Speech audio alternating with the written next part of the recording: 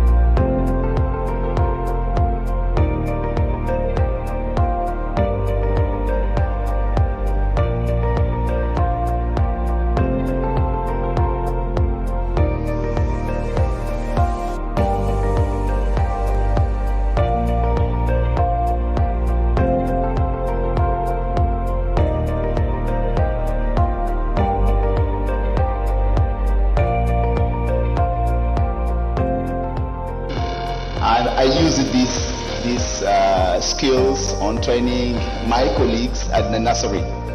We now use science that we prepare in the same day, and we graft. We graft millions of cashew seedlings per year, and some of those seedlings are grafted with science, prepared and collected in the same day. This is a good achievement for us, because we use it to prepare 7 days before. So we have an impact in reducing the time of grafting.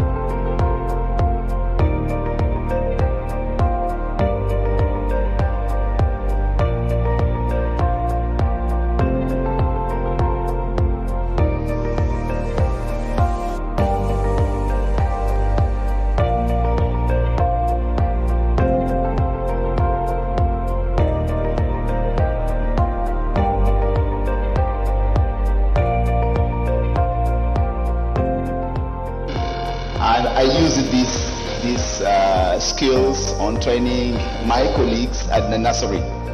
We now use scions that we prepare in the same day, and we graft. We graft millions of cashew seedlings per year, and some of those seedlings are grafted with scions prepared and collected in the same day. This is a good achievement for us, because we use it to prepare 7 days before. So we have an impact in reducing the time of grafting.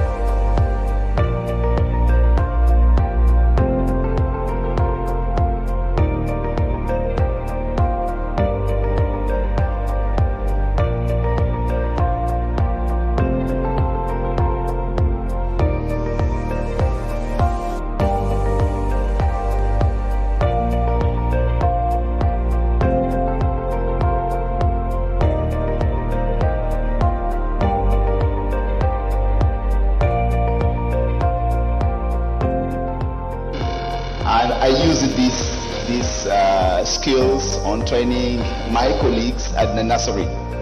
We now use science that we prepare in the same day, and we graft. We graft millions of cashew seedlings per year, and some of those seedlings are grafted with science, prepared and collected in the same day. This is a good achievement for us, because we use it to prepare 7 days before. So we have an impact in reducing the time of grafting.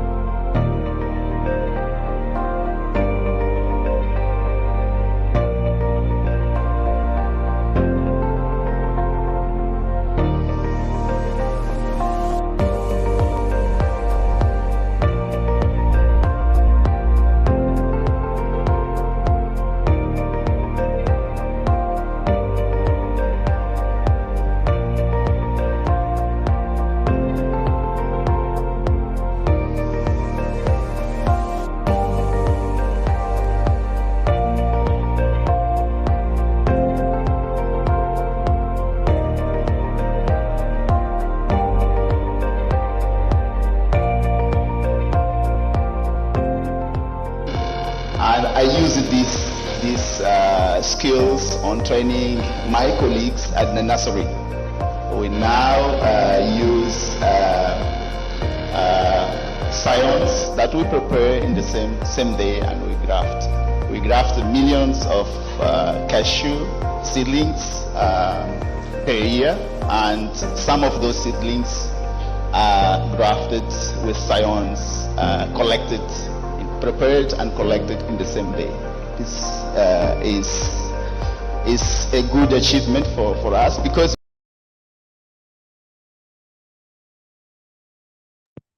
Good morning, everyone, and welcome to this edition of the Global Markets Encounter with Jim Fitzpatrick. Today, he'll be talking about the markets and the crops. Recording in progress. In the cashew producing areas. And as you just realized, we have started the recording. During the Q&A session, we will take off the recording so that you can raise your hand, and then we invite you in to ask a question. Again, let me also mention that it is being presented to you in English, but there is also simultaneous translation, and you can choose the language of your choice using the button below on your screen. Let me also mention that we are working on the ACA Annual Cashew Conference and Expo in Benin. Registration is ongoing, and we invite you all to register quickly so that you take advantage of the early bird advantage. Again, let me also say that today Jim will be hosting two of our experts in the industry, and here we're talking about Amit Pai and Jean Rao, who will be sharing the perspectives from the different locations they are operating in.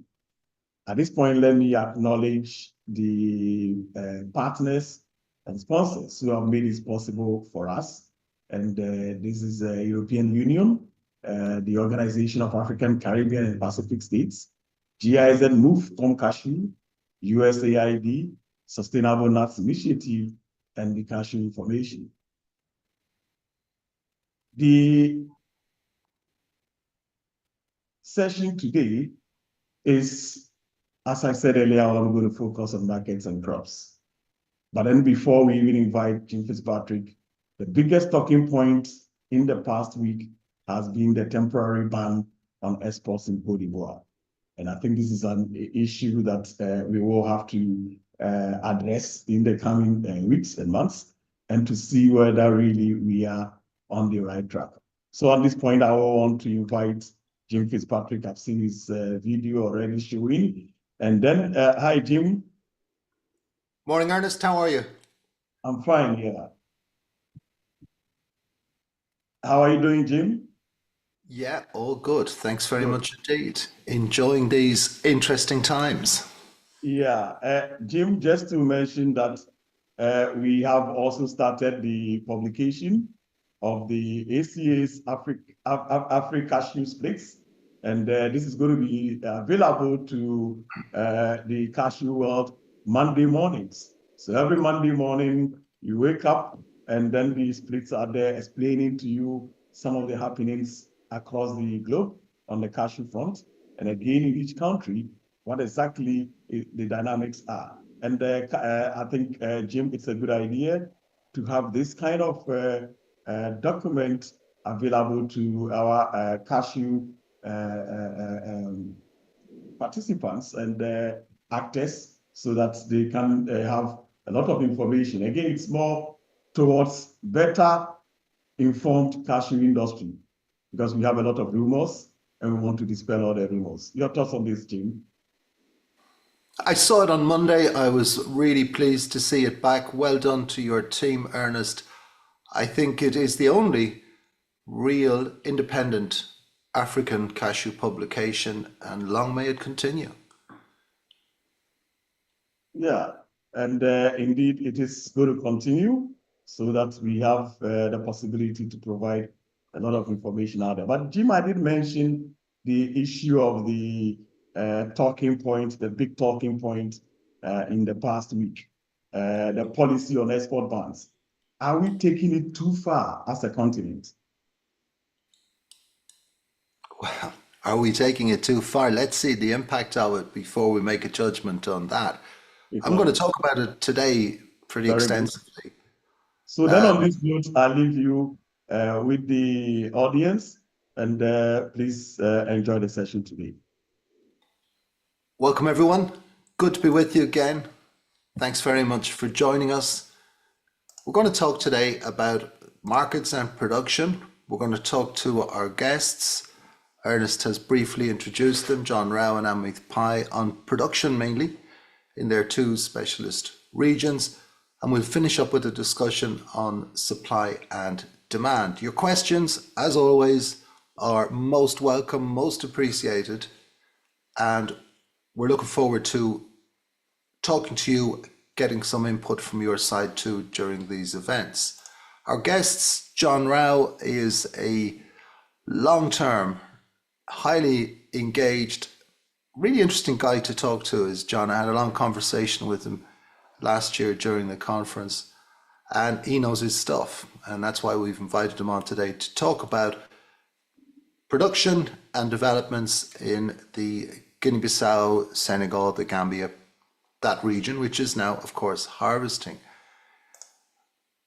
Also, a really good guy to talk to about cashews is Amit Pai, the managing partner of Amit Agro. Bit of a cashew veteran, knows India, is a thoughtful man about this sector. We've had both of these guests on the GME before, and they've never let us down. So look forward to talking to them a little bit later. I'm going to come to the two of them in the middle of the session when we'll talk about production in the two regions I've mentioned. Could we, administrators, could we promote our two guests to panelists, if you wouldn't mind? Get back to these two experts later. Before that, let me remind you that the GME and its recordings and a lot of other interesting content from the African Cashew Alliance is available on the YouTube channel. All 67 of these webinars, if you have the patience for that, you've more than I have, but all 67 of them are available up there, and sometimes you can dip in and get a feeling of how the industry has developed over the last 3 years. What are we going to talk about today? Well, I promised markets, and we're going to start on markets. And today we're going to break it up into different sections. We're going to start with the first section, which is about current developments and price. We're going to talk about what's happening in Côte d'Ivoire. We're going to talk about what's happening in Vietnam. And we're going to talk about production with our guests. And finally, we'll have a look at what all of that means for the supply and demand scenario going forward. You know me, I like my numbers, I like the fundamentals, but we can't start there, not in this market. We need to start, and I've just termed it buy on rumor, sell on fact. That's an old adage for traders, which means that essentially you buy when there's rumors of news coming out, positive news in the stock market where this came from.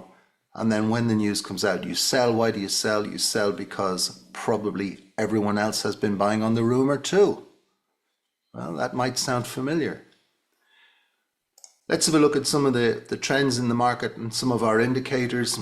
Generally speaking, and I'm focusing more or less on West Africa because that's the most topical region at this moment, farm gate prices are steady. They're not really taking off as you might expect when you look at kernels or RCN internationally. Crop definitely looks a little bit lower this year than last year's bumper crop. And we've got some calculations I'll share with you later. We think it's between 7 and 15% down.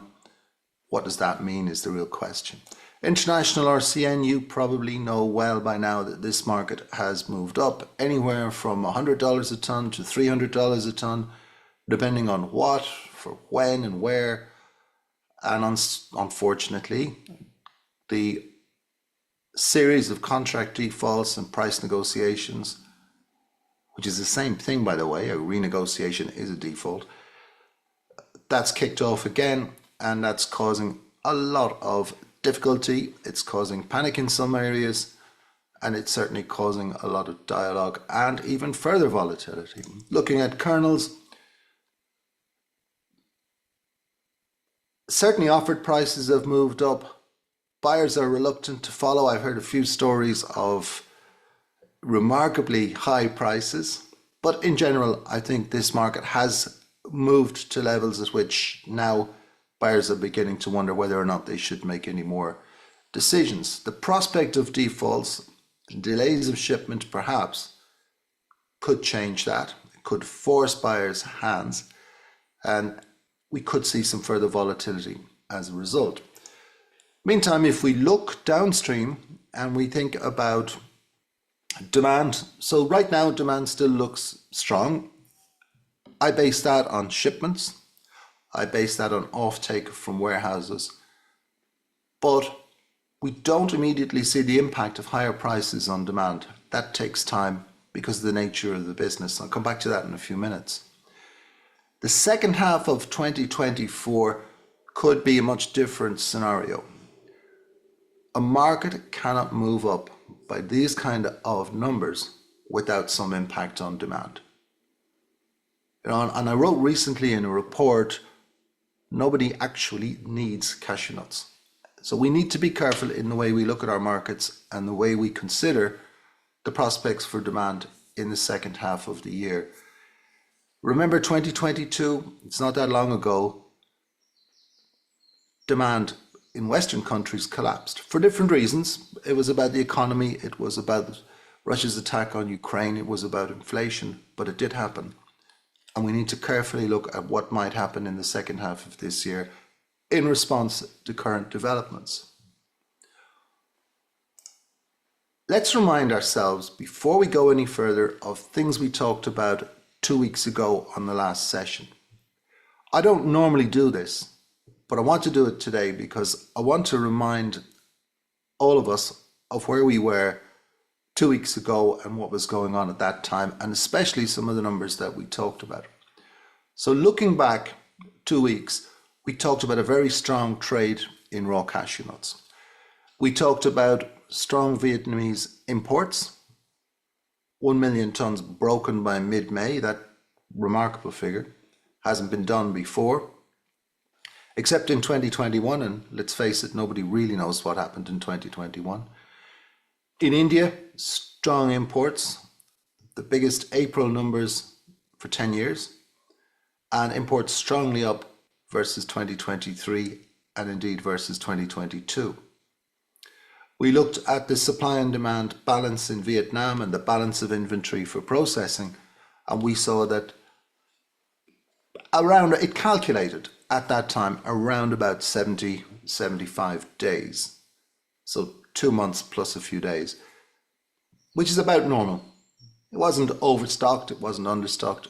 It was thereabouts, about normal at that time. We also had a good look at demand, and we looked at, if you will recall, the different regions and how far shipments using Vietnamese exports as the key metric, how far those exports at that moment, that was the 15th of May figures, were ahead of the previous year.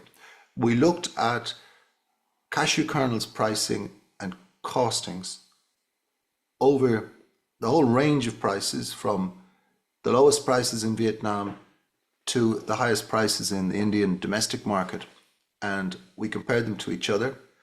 And we looked at RCN prices and the relationship between RCN prices and kernels prices, which some people call the parity. And at that time we found that, it was coming back into line. That RCN kernels relationship was coming back into a place where parity, for me at least, means that you could buy raw cashew nuts today, do your calculations, and sell them today, and on paper you've made a profit. And at that time it was coming into balance. I wonder, where is it now? So what have we seen in the last 2 weeks that really makes us need to focus, makes us need to question market reports, and makes us need to question the information that's available on cashews? Ernest mentioned Splits. So Splits is African but independent. It's pro-African, but neutral in terms of market information. But not everyone is, and a lot of the information in our market is distorted. And over the last 2 to 3 weeks, what's taken over is rumour. Rumour, myth, misunderstanding, lack of information. And into the vacuum thus created flows volatility. Why is that? I just jotted down a few aspects why we get this phenomenon in our markets. First couple of things are just facts. We have very few multinationals. Often multinationals are the organizations that provide information and provide the context for others to understand the market. Secondly, we don't have exchange traded commodities. And in my opinion, nor should we. But the fact that they don't exist means that we don't have independent market information flowing into the market. Our supply chain is not integrated. What does that mean? That means that people don't talk to each other directly. There's no, or a lack of, first-hand communication. So a processor in India or Vietnam never talks to a farmer association in Ghana or Cote d'Ivoire or Guinea-Bissau. And therefore the information is interpreted through other channels.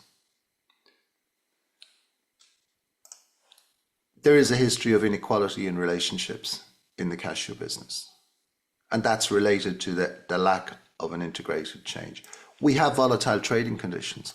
We have a business culture that for as long as I can remember, and unfortunately I can remember quite a long way back, a business culture that encourages speculation.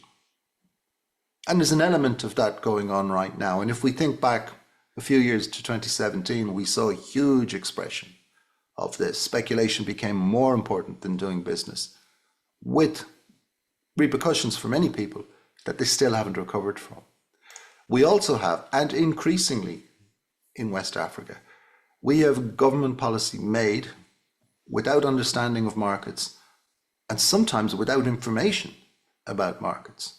So the basis of that policy is difficult to understand. We have a history of cashews being used as a vehicle for moving money. That goes back 50 years.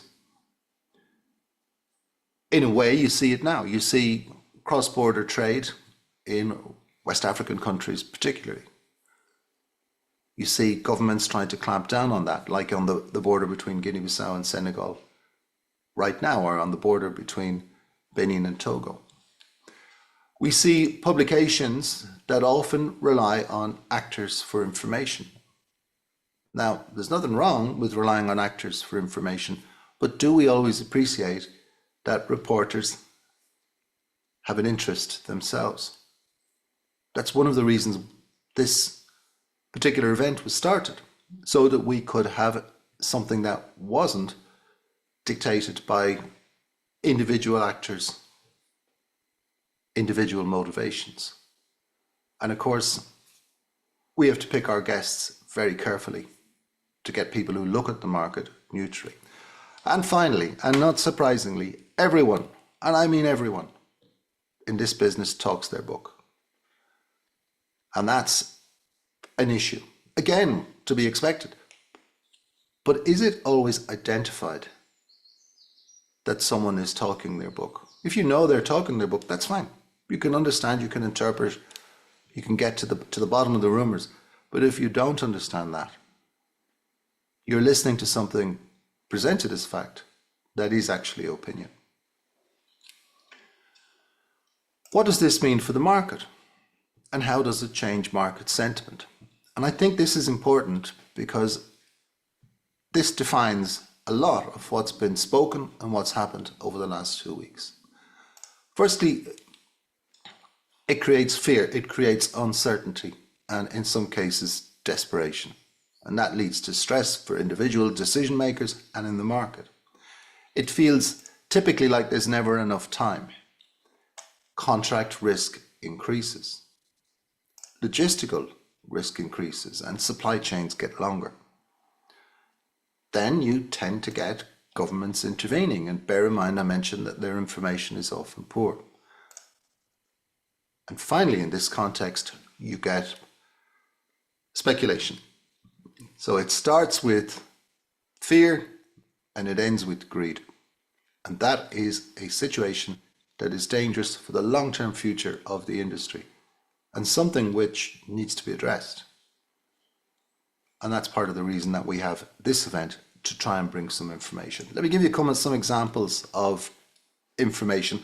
These are just picked at random. There are hundreds of examples of poor information or misunderstanding in recent weeks. Here's a few of them. One was a report from Senegal that the crop was set to reach 160,000 tonnes. This is from last year. An 84% increase in the crop. Well, that doesn't happen very often. But in actual fact, the figure was just wrong. Someone had misunderstood that the raw cashew nuts coming into Senegal were actually grown in Guinea-Bissau. Simple thing, read the headline, you can misunderstand completely. If you read it was 160,000 tonnes in 2023 and someone told you it was 60,000 tonnes in 2024, you might mistakenly conclude that there was a crop problem in Senegal. And that's why getting the information is right. Here's another one. This recently published, only on the 20th of May, it looks like the headline, cashew production, again in Benin, is up 9%. 2023-2024 crop. But of course, it refers to last year. But the timing and the headline and some of the text in it really was confusing. You could easily have misinterpreted that as saying that the crop was up 9%. Another one from publications, a couple of things. The raw cashew nut market is going up crazily every week. Well, I'd like to know what crazily means. I mean, in terms of market analysis, crazily is not a term that really describes anything. How crazy is it? Because at that moment, raw cashew nut prices were at levels that they had been at in 2021, 2019, and any time from 2015 through to 2018. So what's crazy about something going back to where it was previously? Processors in Vietnam are facing a shortage of raw materials. Another statement, but we know, as we saw last time, and I just mentioned to you, that there's 1 million tonnes imported by the 15th of May. So there couldn't be a shortage of raw materials. What there could be is later some problem. But it's not fact, but it's presented as facts. These kind of things cause us to get in situations where markets are confusing. Information is not real information, it's rumor and it's myth. So let's talk about it, and we'll try and talk about some actual fact and some information. So prices, processing and trade. Let's have a look at kernels prices. So there has been obviously a big price reaction on cashew kernels to the demand and rumor. I actually couldn't tell you the price of 320s today. I can tell you where it was last week, but in the last couple of days there have been some really incredibly high and confusing reports in the marketplace. Are these prices general? Are they a good guide to the market? Certainly not. I think that we can really talk in this range, 305, maybe up to 320 even. That's probably where the market is. Can you find someone to sell at those prices today? Probably not. Probably very few people are going to sell in this current environment. But as of Monday, the market had risen by 27% in a few weeks. But in actual fact, it's only gone back to levels that it was at in 2022, back in May 2022.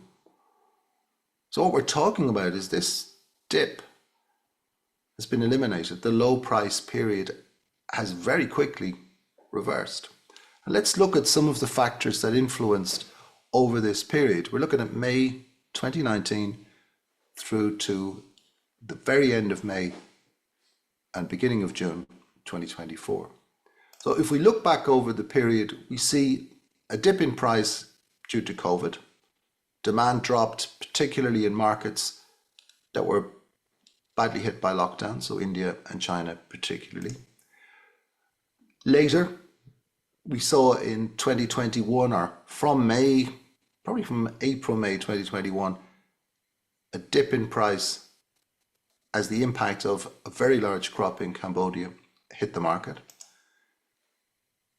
2022, and we're looking at the negatives right now. I'm going to come back to the positives in a moment. 2022, second half, we saw demand crash after Russia attacked Ukraine. We saw inflation rise in the West. Americans, and to a lesser extent Europeans, reduced their consumption, reduced their imports of cashew kernels, and we saw the price go down. Now, looking at the positive side, because we've explained dips in price in 2020, dips in price in 2021 and in 2022. But of course, it's not so long ago, back in 2021, that we had quite an interesting price spike, probably above today's levels. And that was based on strong demand. So over these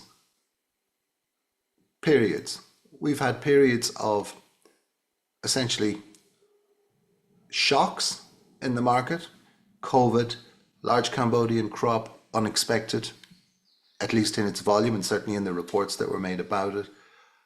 And then we've had basically the legs kicked out from underneath Western demand in the second half of 2022. We've also had periods of positive demand reaction during COVID and strong demand during 2023 in response to low prices. So 2023 prices started reasonably, fell sharply, and we've only seen that reversed in the last 3 or 4 weeks. So I suppose the first observation we should make is that why have prices moved up so sharply? And the first thing is because they were too low. Forget about the crop, forget about demand, forget about everything else. Prices just simply had got too low, and this was not sustainable. It was always going to happen. Probably the big surprise is that it's happened in such a panic-stricken and such a volatile way so quickly. Part of the reason for that is that we've had a lot of forward contracting, and who wouldn't buy if you could buy at some of these low prices? Maybe no one was ever buying forward 320s at $2.40, but they were probably buying them at $2.50, which looks like a remarkably low price today. And this situation, and this needs to be always considered, that forward contracting on kernels without any significant volume forward contracting on raw cashew nuts means that export processors tend to start each season with sales and no purchases. So in trading language, they tend to start each season with a short position. And that, of course, changes the way people react, because you're not in a situation where you're trying to judge if I can resell these products that I'm buying today at a higher price. You're in a situation where you're saying, I've already sold them. How can I ensure I'm going to make a profit? How can I meet my budget? How can I make sure that I don't make a significant loss? And that means people think differently.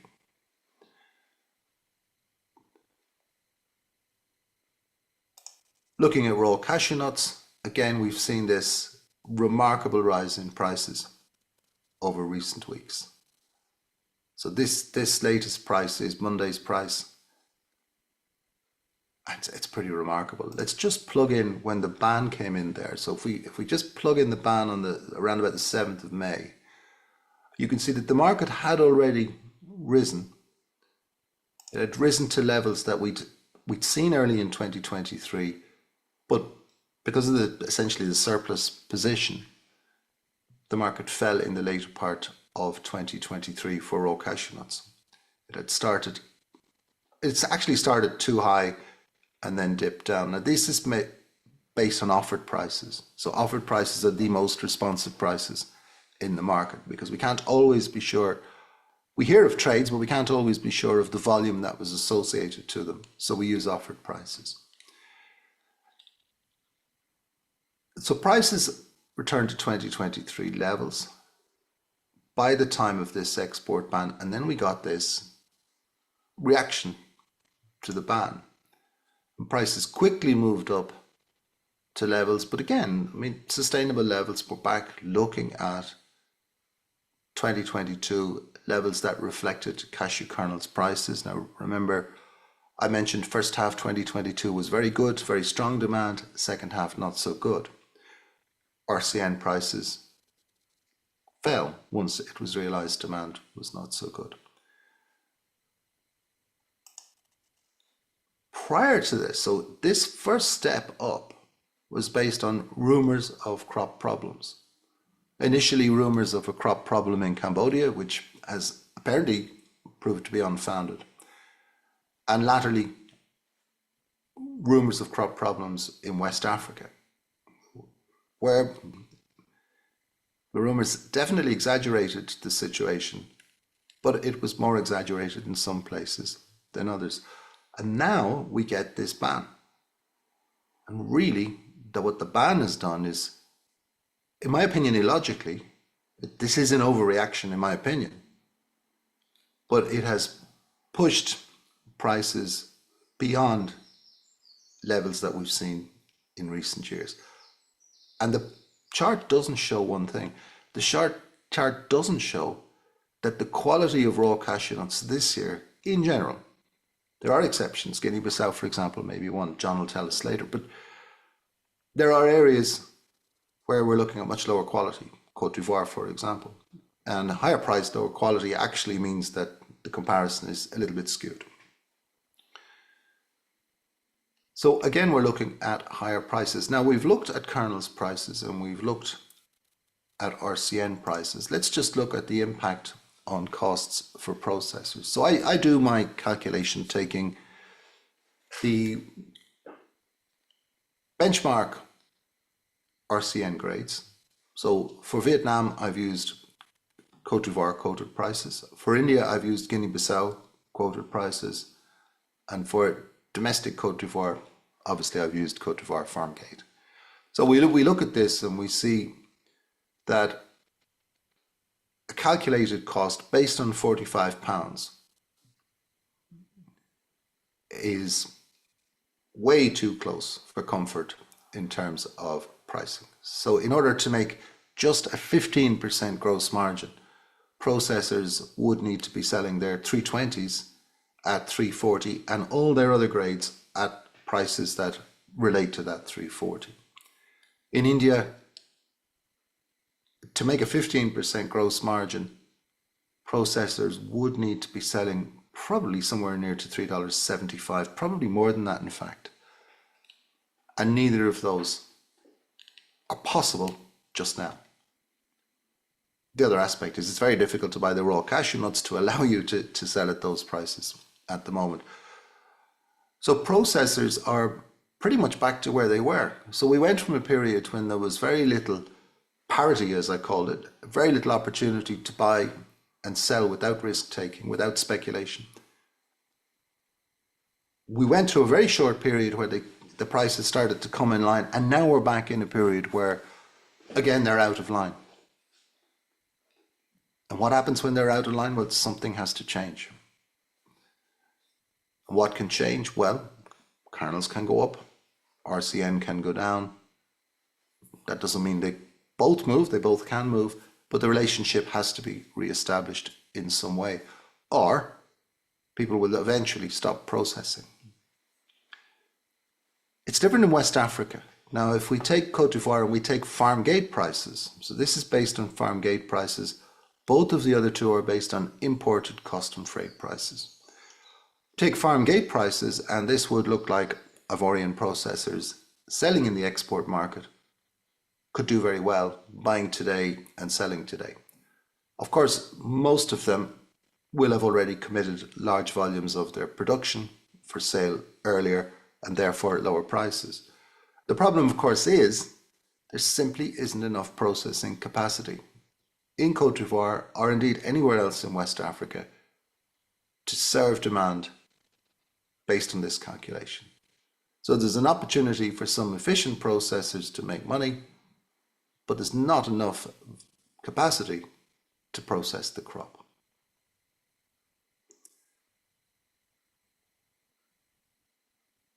Looking at this, again, we say something has to change.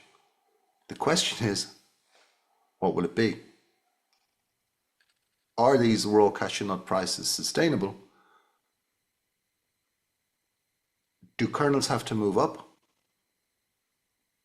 Or is the whole thing just overdone at the moment and we need a correction? Those would be the main questions arising from this kernels parity calculation.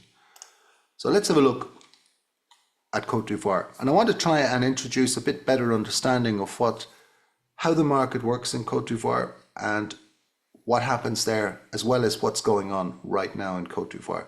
In other words, to put some context in the current developments. So first of all, let's try to understand what happens. So as we know, the country is the largest producer of cashew nuts in the world. Crop last year, 1.25 million tons at least, probably a little bit more than that. And this is when it tends to arrive.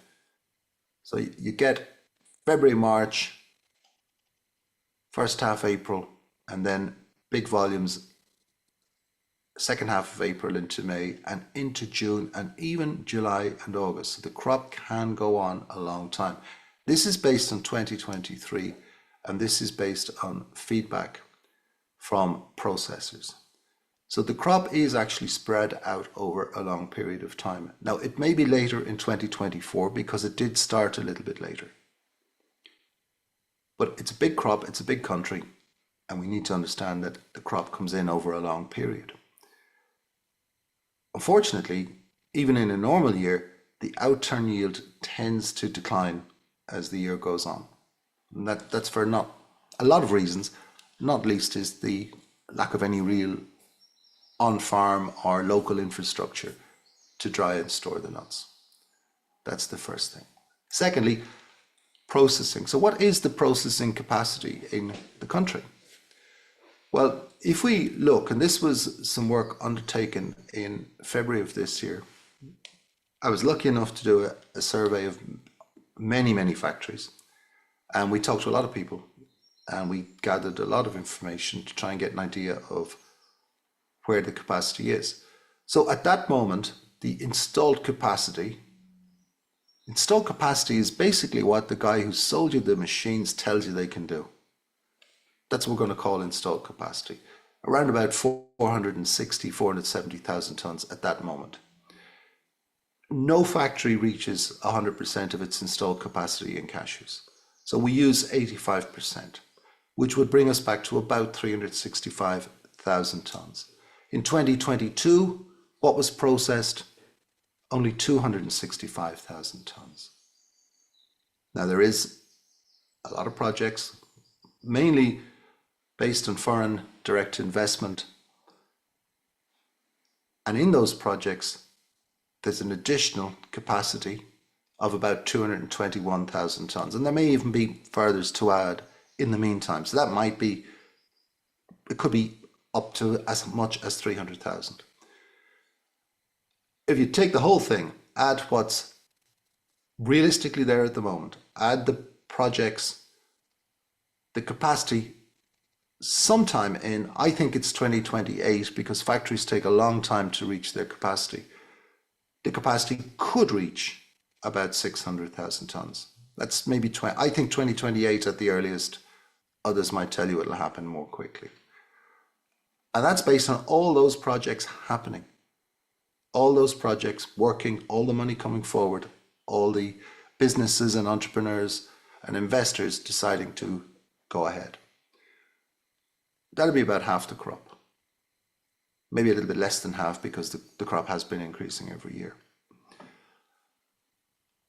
So let's have a look at what happens with product in Côte d'Ivoire. This is again 2023.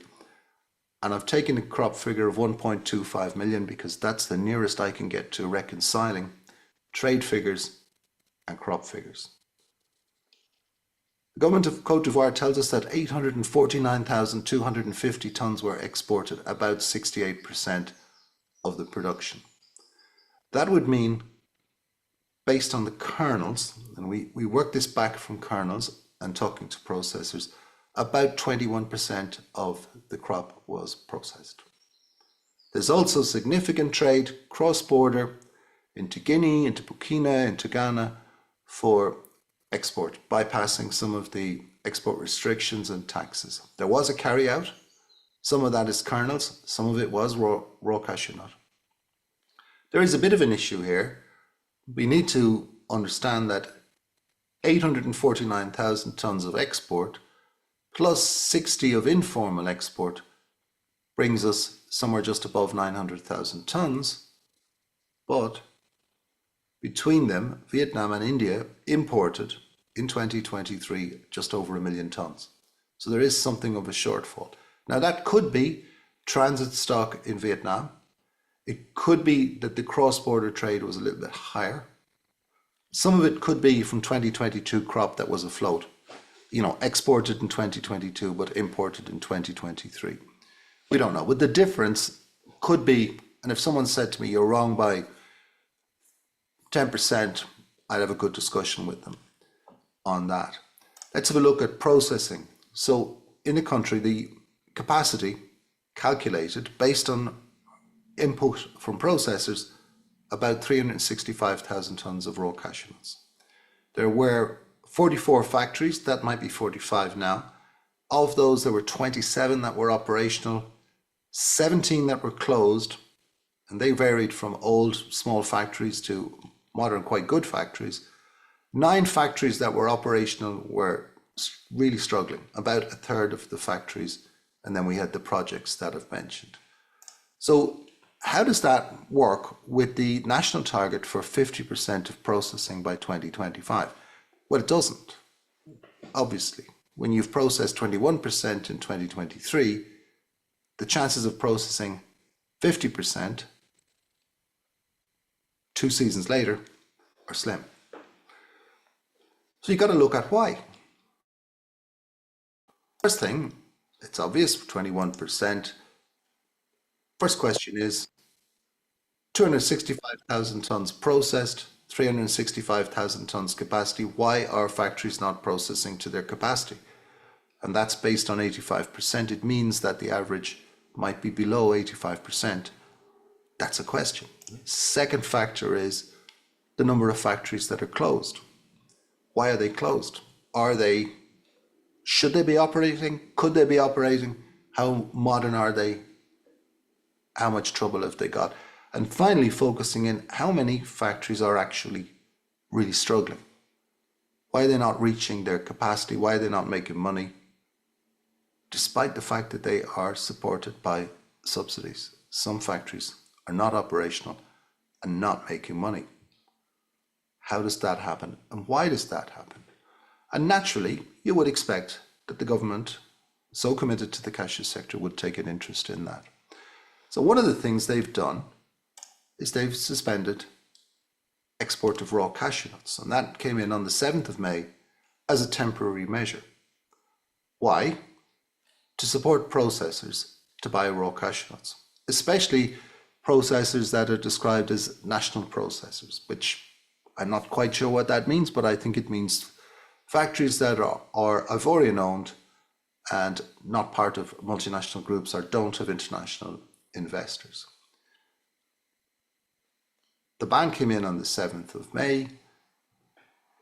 Goods in the port were permitted to be exported, goods that had already been committed for export, but buying, and the essence of the ban was buying for export was suspended. More recently, following a meeting with processors, exporters have been told to sell 20% of their stocks to processors.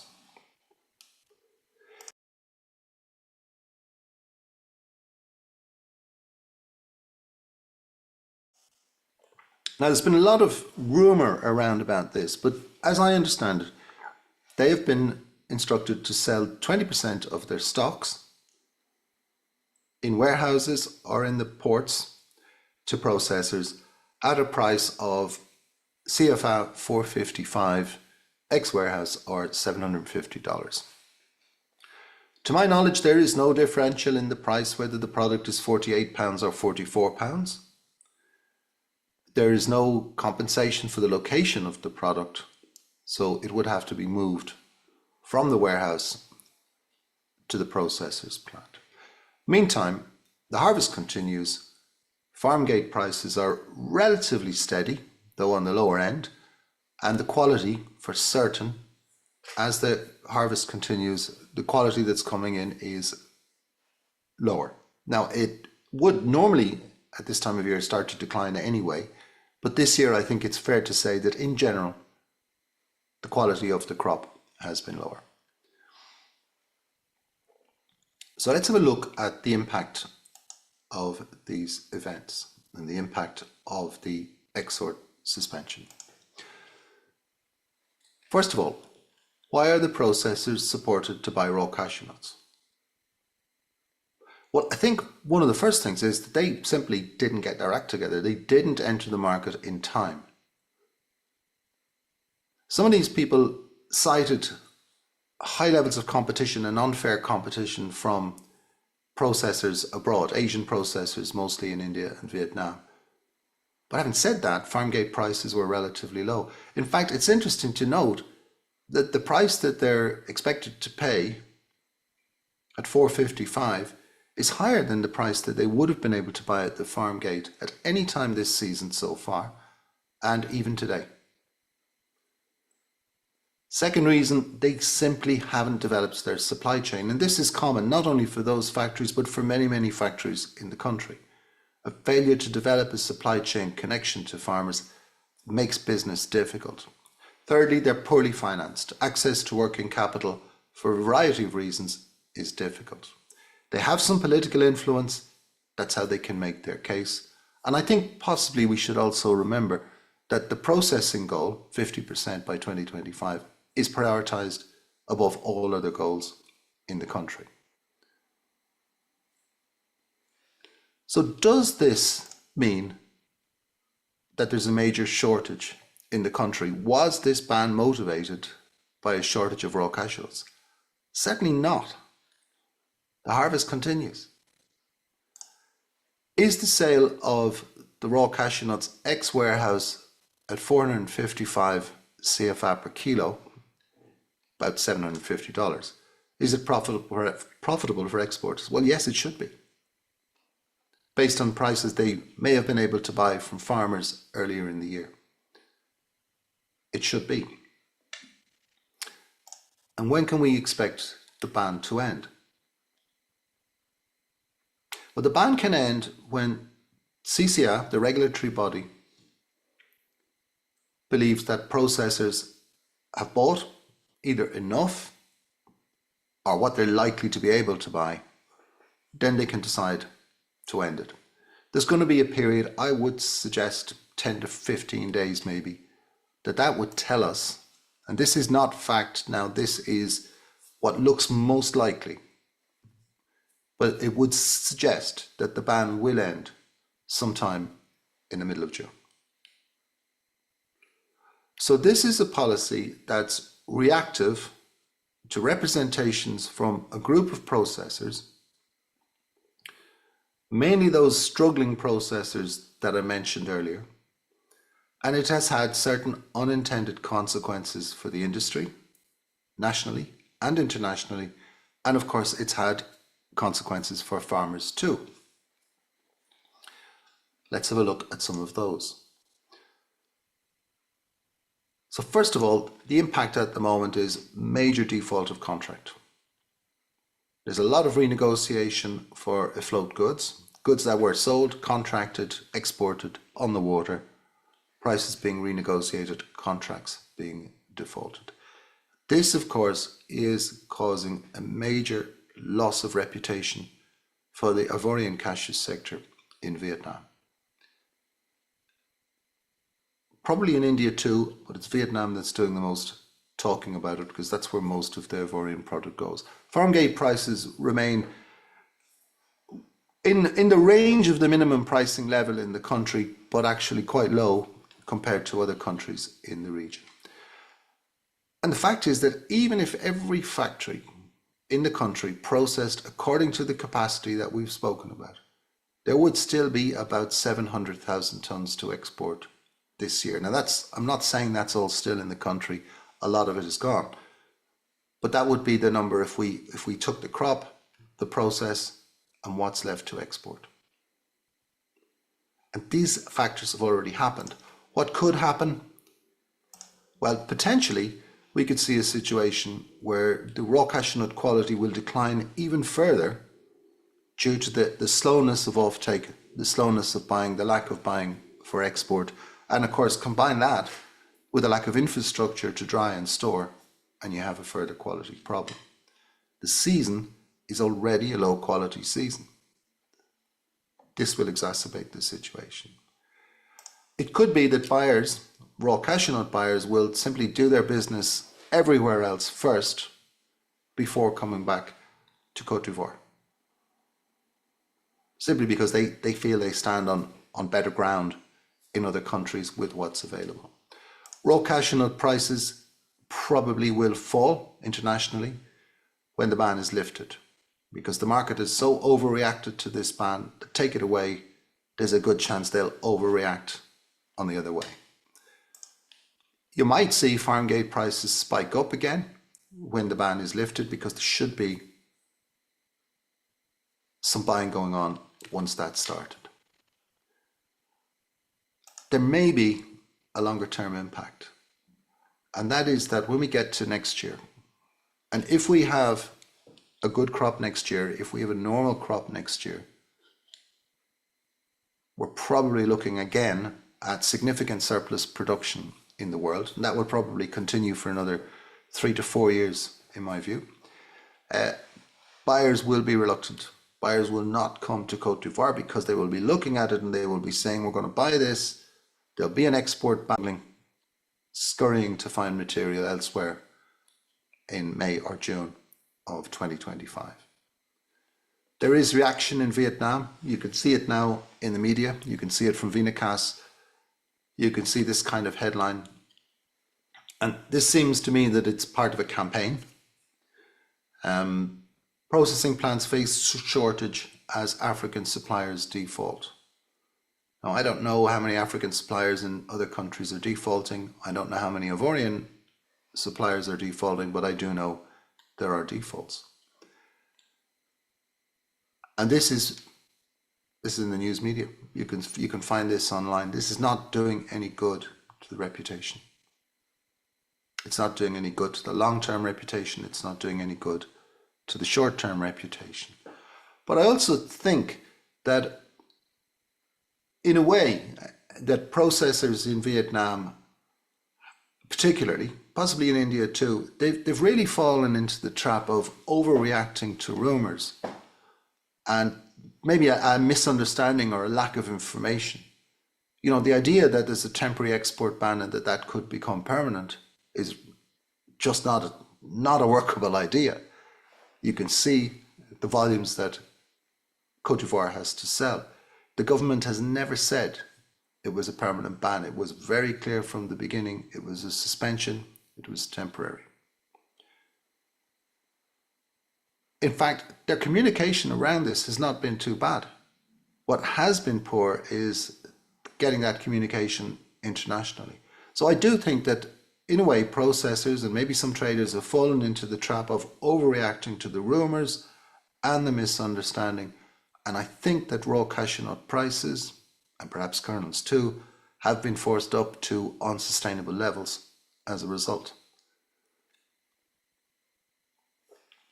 Let's have a look at the impact. We'll have a look at the impact of this in Vietnam, and we'll have a look at what I'm calling bubble trouble. And that means that the market spiked up beyond where it should be. There's a little bit of a price bubble, and you know what happens to bubbles, don't you? They burst. Let's have a look at Vietnam. So we go back to mid-May. They're the latest figures that we have. Imports up 15%. Production maybe down in the country, 60 to 80,000 tonnes down, people tell me. Is it possible that brokers reporting that Vietnam is running out of raw cashew nuts? Is that possible right now? Is that possible by the end of the May, based on the numbers we had at that time? Well, it is difficult to see how that could be the case. If you take the carry-in stock, if you take the imports, if you take the crop, it's quite difficult to see how there could be a physical shortage now, accepting, yes, of course, that exports are at tremendously high levels. So it is difficult to see how there could be a physical shortage. There might be a shortage emerging later due to the interruption to shipments from Ivory Coast. So let's have a quick look at that. Here's a chart for you that's Vietnam's imports from Côte d'Ivoire for raw cashew nuts, 2022 in blue, 2023 in orange, 2024 in grey. And just look at the trend line over the period. So this shows that the middle of the year, July, August, into September, this is when you get peak imports. Now, it was a little bit different in 2022. It actually peaked earlier, which is interesting because the crop was actually a little bit later in 2022. That shows maybe the buyers were reacting a little bit more. But there was another factor, and that was there was a big transit stocks. Let's have another look at this, and let's look early in the year. So we see that the grey bars, 2024 imports, early season imports, much lower. So this just is an indicator of a lower late crop and a low carry-out from the previous year. We saw a calculated carry-out of about 40,000 tonnes, including kernel stock. So when does Côte d'Ivoire import hit Vietnam? So these shipments that were made March, April, May, so in May it was up to the 7th freely, and after the 7th stocks in the port, people tell me it's about 280,000 tonnes. So they will start to hit May, June, July. Export ban hit this position. That means that the impact of the export ban is felt on raw cashew nuts in the second half of July. So nuts that would be expected to arrive and be processed second half of July and August, that's actually when physically the ban really impacts. And that would mean August onward kernel shipments. So that's the actual impact. That's the fact that we're dealing with. But if we look at the market sentiment and the rumor, we hear Vietnam is running out of cashew kernel, of cashew for processing raw cashew nuts. It's an interesting one because, I mean, both are right, of course.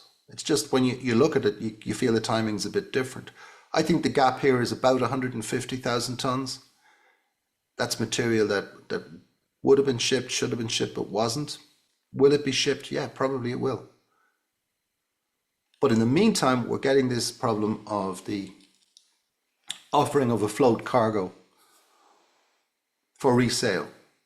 So if it's a float, it's been sold. There is a contract somewhere.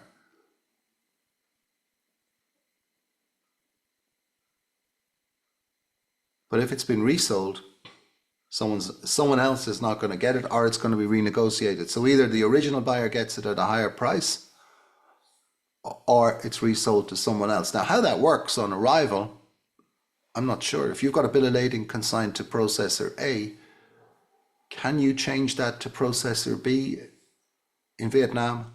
I do not know.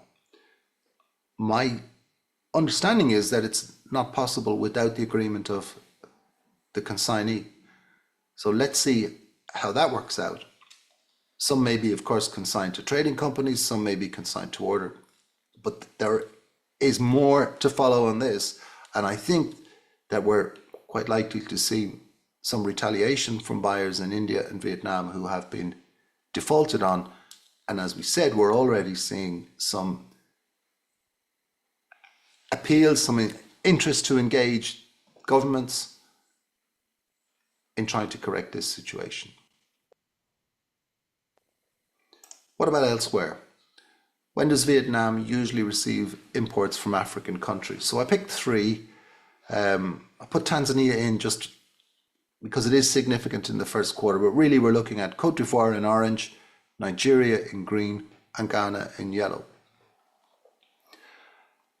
And in 2023, this is when it happened. We've seen Cote d'Ivoire peaks there. We've seen Nigeria is a little bit earlier, and we've seen that Ghana is a little bit earlier still. So this year, Ghana, the yellow ship, we're estimating about 100,000 tonnes that arrives May and June.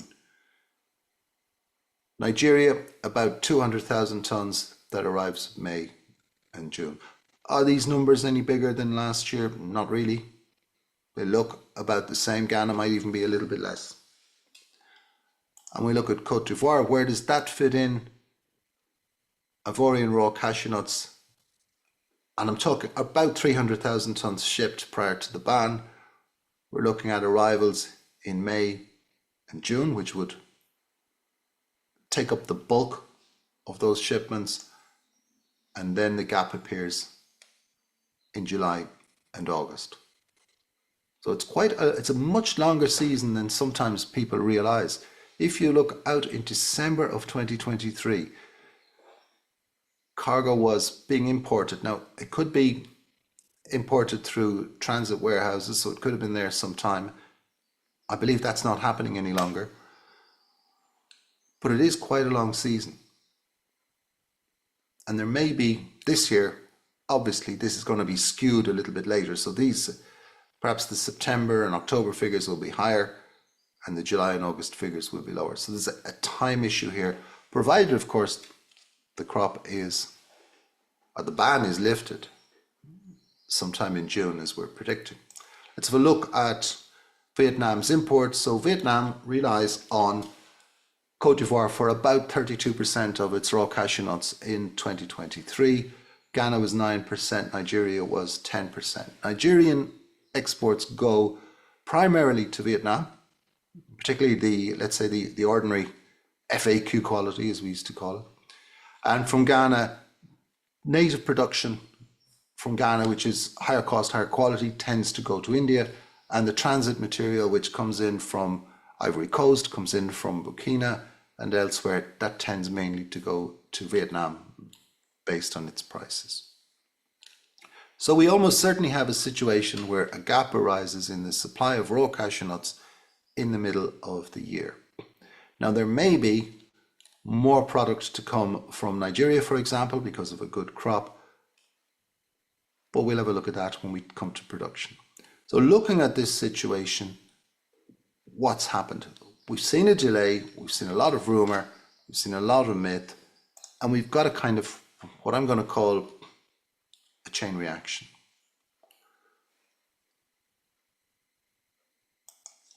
Let's have a look at this. We started the year with low prices and strong demand. Kernels, 320s, 240, demand last year, record levels. There are a lot of low price forward contracts. The market had been low priced for some time. And obviously all forward contracts now are below the market price. But even at that moment, they were significantly low price contracts. Even from top processors, they may not have been these very low levels, but they were still low priced contracts on kernels. So we end up in a situation where there is a certain amount of jeopardy going into the year. Good demand, low prices, high forward contracting. Crop concerns emerged actually throughout last year. I remember talking at the African Cashew Alliance conference last September about concerns with regard to the impact of El Nino. So there were crop concerns for some time.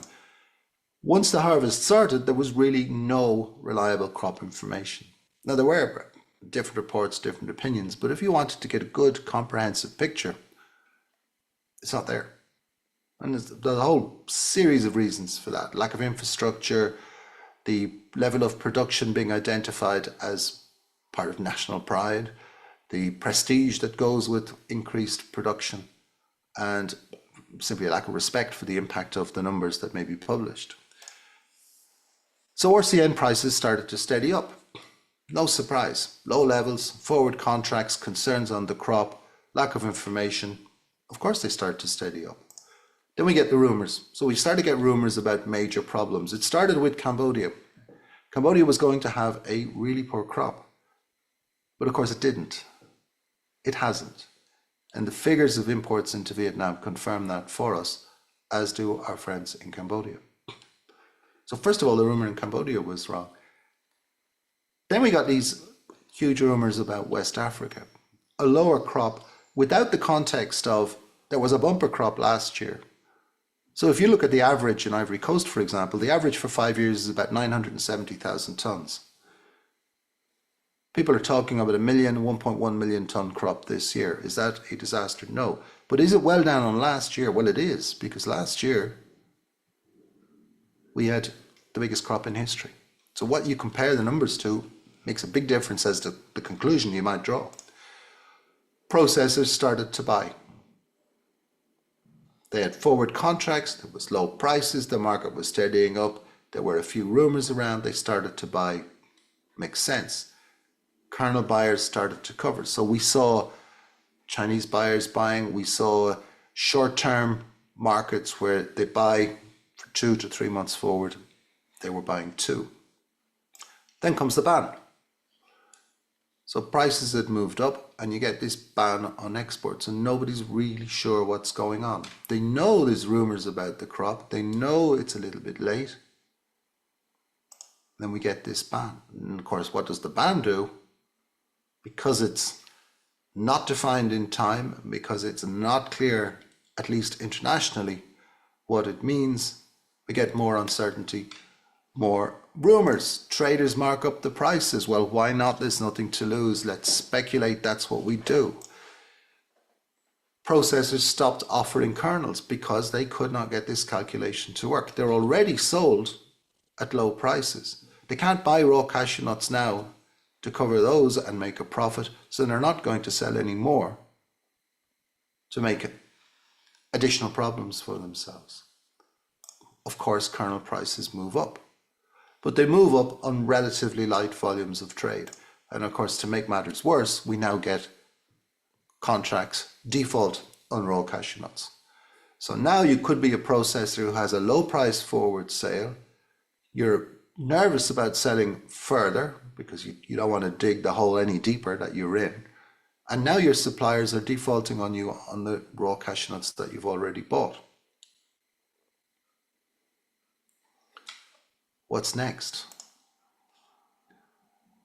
Logically, defaults on cashew kernels contracts, followed by buying to cover defaults, because whether a processor may default on an importer, and the importer needs to cover then to supply their customer, even if they can't, the customer is unlikely, very unlikely, to default on the supermarket or the brand that they've sold the product to.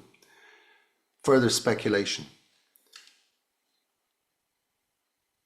What will happen? But then what probably is going to happen is the ban in Ivory Coast will come to an end. Demand will stall because you don't go from $2.40 or 50 to $3.20 or 30 and see no impact on demand. There has to be an impact on demand. For some, it'll take time because there will already be commitments. For others, it'll happen right away. Then the crop size will eventually be accepted and established. And our point of view is that it's probably not as low as some of these rumors have suggested. And that's game over. And what's at stake here is essentially the second half of 2024 demand-wise. Questions we need to ask are, first of all, recognizing that the market has surged up more on rumor than on fact. Crops in West Africa are late, but are they actually short? What will Ivory Coast do with its RCN? I don't think they're going to leave it on farms and in warehouses for the rest of the year. I think they will eventually lift the ban. And that leads us to the key question, are the current prices sustainable? Now, if we think about prices, are these prices workable? Have we seen them before? Well, we have. And have they been sustained for long periods in the past? Well, yes, they have. Are they sustainable in the current situation? It seems unlikely, not because the prices themselves or the values themselves are unworkable, but simply because this bubble has happened so quickly. This bubble trouble probably comes to an end. Now, I don't think the market will crash. I don't think the market will go back to where it was. I think prices were always likely to rise in the course of this year. But this last 2 weeks of price rises, I think is going to be very difficult to sustain. Once the fear goes out of it a little bit, and the ban could be the catalyst, or the lifting of the ban could be the catalyst for that, then it probably eases back a little bit.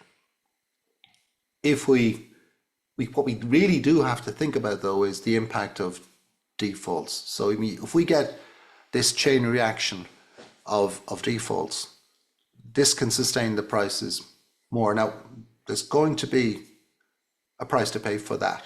There's going to be an impact, and that could be in 2025. So as demand has recovered in 2023, and as the signs were so positive in 2024, this could be brought to a fairly dramatic halt by these sharp increases in prices. And that's the big question that needs to be answered in the next 3 to 4 weeks. And when and if and how the export ban in Ivory Coast is removed will have a significant bearing on how the market sees that trend.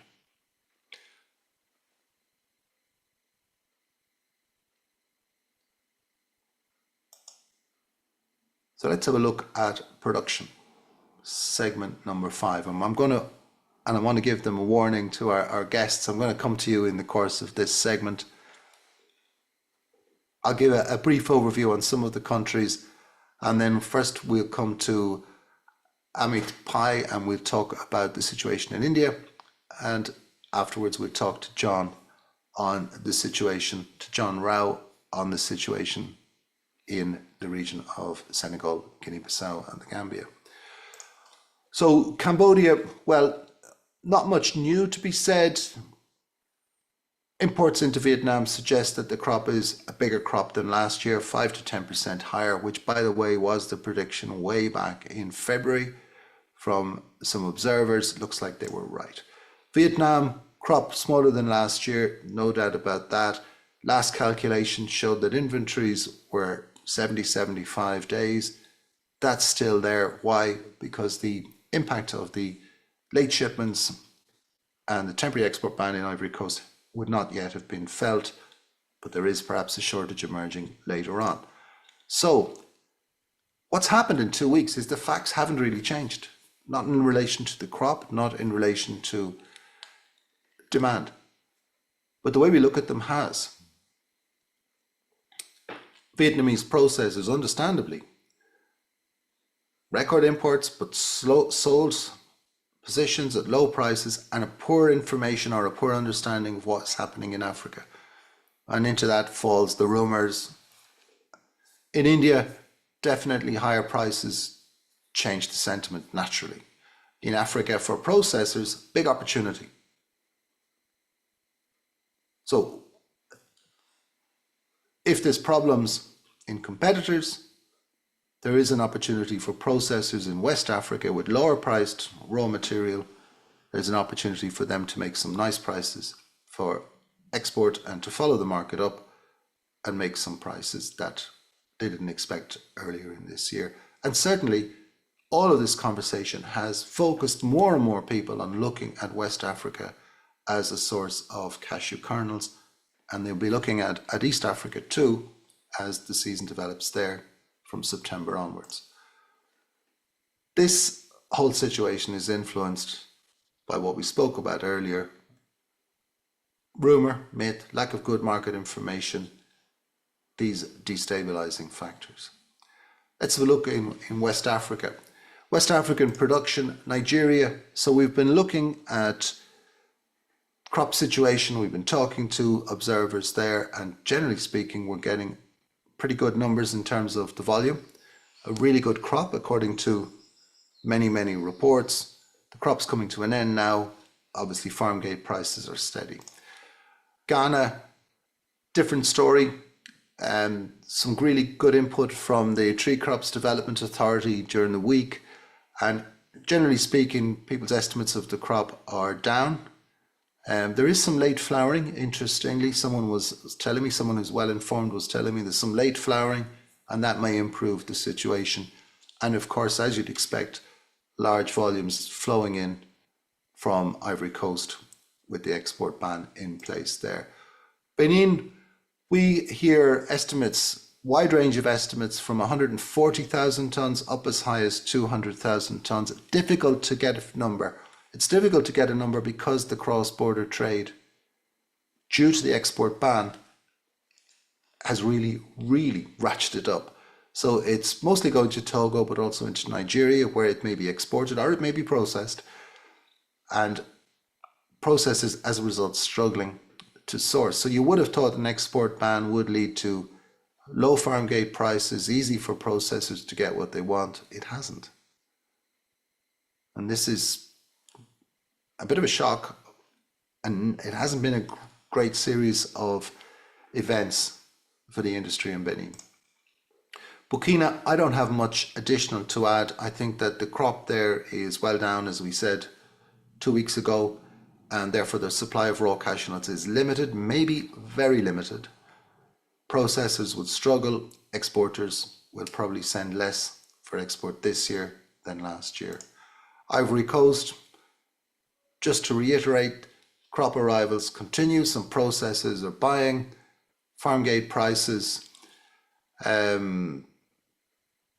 that figure is actually a little bit low. That the CFA price is anywhere from 250 CFA to 350 at the moment. We saw those numbers earlier.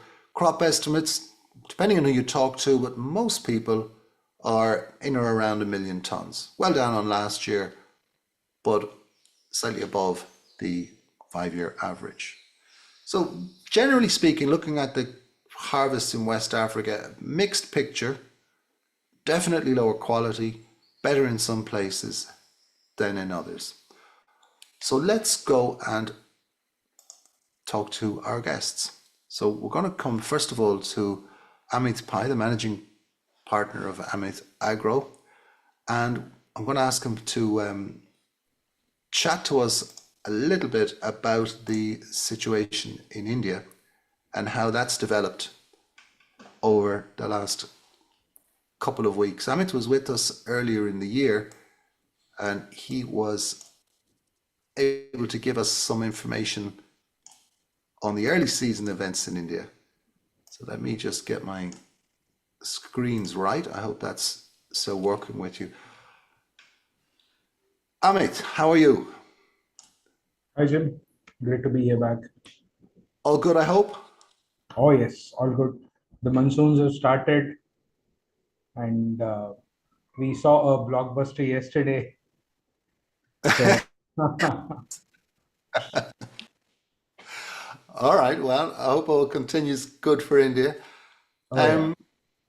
Last time we talked about, you were saying it was a little bit earlier for the Indian crop. That's going back somewhat 3-4 weeks now. What's the outlook now? Is the crop coming in as hoped for?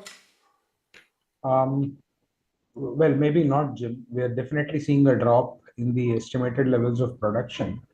In areas, well, the shortage is more pronounced in the eastern part of India as compared to the western coast. In areas of Maharashtra, in the Ghat areas of Maharashtra, we've reported a 5 or 10% higher crop than last year. But overall, we are seeing a drop compared to the previous years. What's a great news that has come out this year is that in non-conventional and non-traditional areas of India, we are seeing a good crop come out. These are the plantations that have taken root maybe 3-4 years ago. In places like northwest, northeastern part of Karnataka, the drier areas of India, we're seeing a good crop come in. So I think that is some ray of hope for the Indian production at large over a longer period of time. Uh, as regards to the rains and the showers that we saw in first week, second week of April, maybe they were not sufficient enough to change the pattern of the crop in India. So overall, we can say a short crop year in India for sure. Okay. Okay. Now, it's interesting though with new areas coming online because we have seen for a long period, we have not seen fast growth in Indian cashew production. Are we going to see in the coming years, are we going to see this? Yeah, I think it's been below 2% over the years is the average growth. Are we going to see that accelerate? Maybe not to the tune of the African nations, but we are seeing a lot of new areas come up with these plantations. Especially if you talk of the country as a whole, we can see a lot of plantations that have come up in the northeastern part of India. Now, this was totally something that was never planting cashew, but that crop is now coming into India. So I think over a period of the next 10-15 years, we can see some growth coming in. That's good news, I think. It's good news for India, but a high reliance on imports at the moment. What about quality? In the African countries this year, we've seen quite a variation in quality. We've seen some lower quality in some countries. Is the same thing being experienced in India? Uh, No, contrary to what we are seeing in the global crop, Indian crop has been fairly good on quality, bearing a few coastal Maharashtrian crop where we had, infestation issues right in the raw cashew nuts. Bearing that, there has been no significant drop in quality all across the Indian crop. I can say that to a certain extent the weather prompted a good quality for us. The prolonged dry spell in December and the flowering months have given have resulted in very good color in most of the areas in India. We can say that in the coastal areas we've had nut counts from 160 to 185, and up the ghats we've had 180 to 210 nut count, with the outturn being 50 to 54 pounds throughout. Wow, okay. So no quality issues in India. No. And what about this we've been talking about the ban, the temporary ban on exports from Ivory Coast. Has that had any impact in India so far? Um, okay, for this, what if we analyze the market, we slightly go back maybe a month before the ban. What we saw was all the origins were dropping the prices, whereas IVC was holding it steady at around 1050 to 1075 levels. Hmm. So at that point, what happened was a large chunk of Indian processors, forward traders, took position in other origins and put IVC aside because the prices in IVC were not dropping, and you were getting Togo, Burkina Faso, Nigeria at relatively lower prices. So it turned out to be a blessing in disguise because Indian exposure to Ivory Coast dropped, drastically as compared to last year. So other than the crazy price rise that the ban has prompted and a few contract renegotiations or cancellations, Hmm. not a significant impact of the ban on Indian imports, if you ask me. uh, but more importantly, what it did was, India, or our associations, the Karnataka State Association, has very good relationships with CCA. So maybe this ban could have been a bit more well handled by taking all of us into confidence also. Of course, the first priority was securing nuts for the Ivorian processors. But a note or a word of confidence to all the other buyers would have definitely helped in easing out the issues that the ban could have possibly caused. Yeah, that's a very interesting point. I think it's a very valid point too. Um, but it would appear then that in India you're not seeing the kind of impacts that Vietnam is seeing in terms of contract default and renegotiation. Not much. Again, harping back on the previous point, since we had a lower exposure, we don't see much of default coming in here. But what we're seeing is a lot of delays because a lot of 46 and 47 pound cargo was traded from IVC, which were all May and June shipments. They are getting delayed now, but most of them are not getting renegotiated. Plus, the part of the country that we belong to, normally ups or downs, the factory owners normally honor their contracts. And I think we are getting a reciprocal, what do you call, a reciprocal behavior from our sellers on this. Not much of defaults or renegotiations we are seeing in India. Okay, that's interesting. I mean, and that is always obviously always an issue with in these situations, the kind of tit for tat defaults. You know, one season I default on you, the other season you default on me, and so on. Um, if that trend is broken, then that's obviously good news. Um, but what about in terms of, we have heard over the last few years that life has been difficult for Indian cashew processors. It's been difficult to operate profitably. Maybe last year was a bit better. Have the current changes in price, have they created a problem again in terms of imported RCN prices compared to the domestic kernels market? Um, Actually, not, Jim.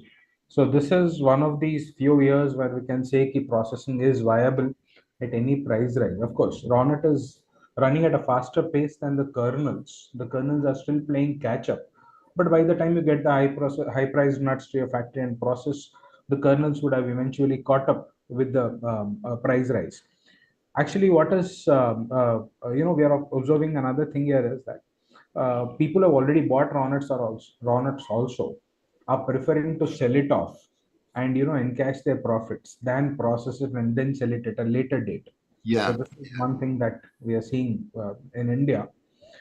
Processing volume even today is at around 50 to 60% of our installed capacity, which means that there is already a short supply situation in India, and that is giving enough of buoyancy to the kernel prices. Also, what we've seen is this short supply is primarily caused because of shipping issues. We are seeing a lot of containers bound to India getting held up at Colombo or Singapore or even in Indian ports. For the first time, some cargo that I was supposed to receive is sitting in Mumbai port. That is something that has never happened. There are some cargoes that are sitting in Tuticorin port, which are supposed to reach Mangalore. So this shipping issues, the logistics issues are causing a larger, are adding larger fuel to the fire than actually the Ivorian ban or the news of shortage. That is interesting, and that's something that's obviously going to continue for some time. These things tend not to get sorted out very quickly. Of course, if we were processing as much as we did last year, Jim, we wouldn't have been seeing these kernel prices in India for sure. It would have been way lower than what it is today. Yeah, yeah. I mean, how has demand been for kernels in India this year? It's again more of a FOMO demand. Everybody is buying at whatever prices you're offering. Supply constraints are what is hitting the demand. India has built a large supply base on low priced kernels because there was abundance of kernels available in the market and unhindered supplies. You can ask for 100 tons of 320, you would get it in India mostly.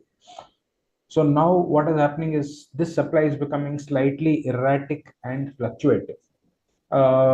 This can cause a drop in demand. Otherwise, the prices will not have such a huge impact on the demand as compared to the erratic and the irrational supplies that we are seeing now. We have seen a 20 to 25% hike in Indian kernel prices. That's in line with what you just showed on your international graph. Yeah, Anything beyond this, anything significantly beyond this is again going to add to a long-term demand. But definitely.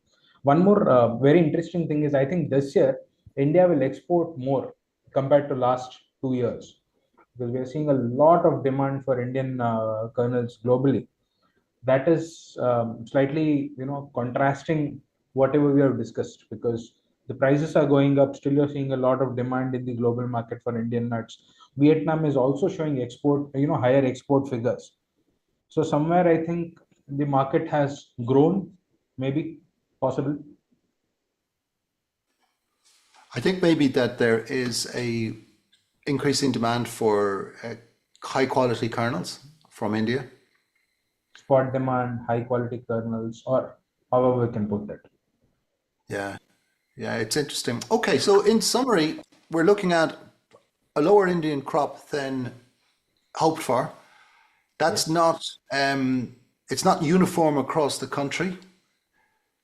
Interestingly, for the long term, we're seeing an increase in new plantations, particularly in the northeast, northeast Karnataka, for example, drier areas where, and this might lead to a more sustained increase in production in India over the longer term. That's interesting. Demand is good. Quality is good from what you're saying, Amit. And perhaps the impact of the Ivorian ban has not really been felt in India in the way it's been felt in Vietnam. It just underlines how different the two processing giants are from each other, yet again for us. Amit, that's really interesting. Thanks very much. Please stay with us. And there's bound to be some interesting questions and comments. But for the moment, thank you very much for that very clear, concise impression of the situation in India. Thank Well, you. let's move to a different part of the world, and we're going to go back to West Africa, and we're going to go back to the area that's harvesting now, and which is the most westerly cashew growing countries on the continent of Africa, and to John Rao. John has been with us before. John, you're very welcome. How are you? Morning, Jim. How are you? All is good, thanks very much. We're in interesting times, I think. Oh, yes. One uses the word interesting in different ways, but anyway. I know you're busy shuttling between Ziguinchor and Bissau. Are you getting a chance to observe the harvests, and how are the crops looking in the region? It's very interesting, Jim. A month ago, we've done a bit of a tour in the interior of Senegal and in the interior of Bissau. And contrary to what was being said, we found quite a lot of fruits, quite a lot of fruiting, quite a lot of flowering, and no major winds. So we thought the crop should be normal. And as the season has progressed, yes, there's been a lot of drying out of the flowers, and arrivals have been sporadic. But we are still not able to establish, is that because the farmers are still holding the nuts because they see prices rising almost every 2 days?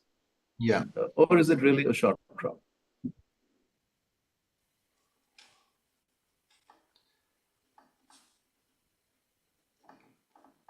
What about arrivals, John? I mean, if we look at arrivals into Ziguinchor and into Bissau, are we getting any indications from those compared to last year or previous years? I think it's going to be a very interesting situation here. Last year, for example, the border was like the Wild West. I mean, Yes. you actually had traffic jams of trucks Yes. in Ziguinchor of cargo laden from Bissau. And the normal smuggling, or the normal informal export, as we like to call it, is around 40 to 50,000 tons into Ziguinchor. Local crop, we estimate around 45 to 50,000 tons. I know you had said 60,000 tons. Maybe it's up to 60 also. And so this is the normal situation in Senegal. Last year, we assumed the infiltration or the exfiltration was over 100,000 tons. And Wow. This is borne out by the figures. I mean, Ziguinchor recorded about 155,000 tons moving out of Ziguinchor to the port of Dakar. And correspondingly, from Guinea-Bissau, where we had no indications of any major crop failures in any of the 5 regions, we exported only about 190,000 tons against a normal quantity of 235,000 tons. So our assumption is a lot of that quantity went across the border. Now, this has had 2 interesting effects. In Senegal, normally you have about 60 operators exporting from here. That's jumped to about 170 this year. So everybody thought, like you said, probably misinterpreted the figures, felt that Senegal is the new El Dorado. And so you have 160, 170 players in this year. And guess what? For a change, the government of Bissau has really tightened the border. And so you don't have a lot of nuts crossing the border. So you've got a lot of these warehouses, and you have very interesting scenes of Indians running behind literally every truck, fighting with each other, outbidding each other by 3, 4, 5 CFR, and trying to get cargo into their warehouses. So just to make that, you've got more than twice the number of traders chasing less cargo. Absolutely. So you're going to get price inflation in that situation. As of yesterday, the price in Ziguinchor was 840 CFR. Good Lord. This is like what, 60 to 70% higher than last year. And it's a corresponding situation in Guinea-Bissau too, but there are different factors for that. I mean, last year, the highest price in Guinea-Bissau was about 300 CFR. I'm talking about ex-weighbridge price in Bissau. And most of the time, it was in the range of 250 to 275 CFR. And this year, the price has already crossed 640 CFR. And this means the same amount of capital is going to buy less than half the quantity this year. And but there has been a corresponding change in selling prices, especially in the past 2 weeks. I mean, we exporters are usually, the 2022 experience was a major character-defining experience for a lot of us. I mean, we actually had to go down to India, a lot of us, clear dark goods, store them in warehouses, and literally sell them truck by truck, with people coming in and, pointing fingers at different lots and saying, okay, maybe this, maybe that. Well, the wheel of fortune, the wheel of time has turned. And this year, especially in the past 2 weeks, we have inquiries almost every day. And for the moment, it's a nice feeling. Is the market going to crash in the next 2 weeks? And are we going to go running back to India to clear locally and sell our cargo? Open question. But coming back to Bissau, I'd like to make a point. Given the fact that so much quantity was smuggled across the border last year, I don't expect the local export from Bissau to go down this year. In fact, I expect it to go up to maybe about 200,000 tons, even if there is a short crop of maybe 10%. I don't think the short crop is going to be more than 10 to 15%, if there is a short crop. Okay, I mean that's really interesting. So I mean, there has been, I know that the government in Bissau introduced changes to the system that would enhance the shipments through Bissau and maybe make it less attractive to export through Senegal. And I know that the government made statements about enforcement on the border. That's worked by the sounds of it. Oh, yes. Up to now, definitely the enforcement of the border has had an effect. And this is very important because the duty and the freight rates from Bissau are exceptionally high, especially in comparison to Senegal. So if I was a farmer in one of the border areas, it's definitely very attractive for me to, load up 2 or 3 bags on my little motorcycle or on my donkey or on my bicycle and cross the border, try to cross the border, because I'm going to make at least 100 CFR more. And that's a huge incentive for a farmer. And of course, the government of Guinea-Bissau relies mainly on tax revenues from cashew. So they are not in a position to really reduce taxes too much. Definitely not to the level of Senegal, where you have practically zero duty. And the freight rates, that is something that can be looked into, but that's a different topic altogether. I mean, just for a comparison, the freight rate from Senegal is about $20, $22 right now. And the same thing is about $190 from Guinea-Bissau this year. It's amazing, the difference in freight rates. Ooh, that is amazing. Per ton, yeah. Wow. And coming to what the government has done this year, yes, indeed, 2 or 3 very positive steps. Number one, they reduced some of the taxes, realigned some of the taxes, and mainly they reduced the reference price for calculating duties. So last year it was $900, and this year that makes a difference. It reduced overall costing by about $20, $25. and which may not sound very big in the bigger picture, but it means a lot in terms of thinking. I mean, every year government was just raising taxes on cashew, like, like it's there's no gravity. And this year they have actually made an effort to reduce taxes, which is a very welcome change in thinking. And more than that, they opened the season early. You may recall last year, the Albaras, that is the export license, were given sometime in June. This year they actually opened the season in March and have started giving Albaras about sometime in May. And the first bulk vessel is already loaded and left. The second bulk vessel is loading right now. The first container vessel, CMA CGM, I think left yesterday.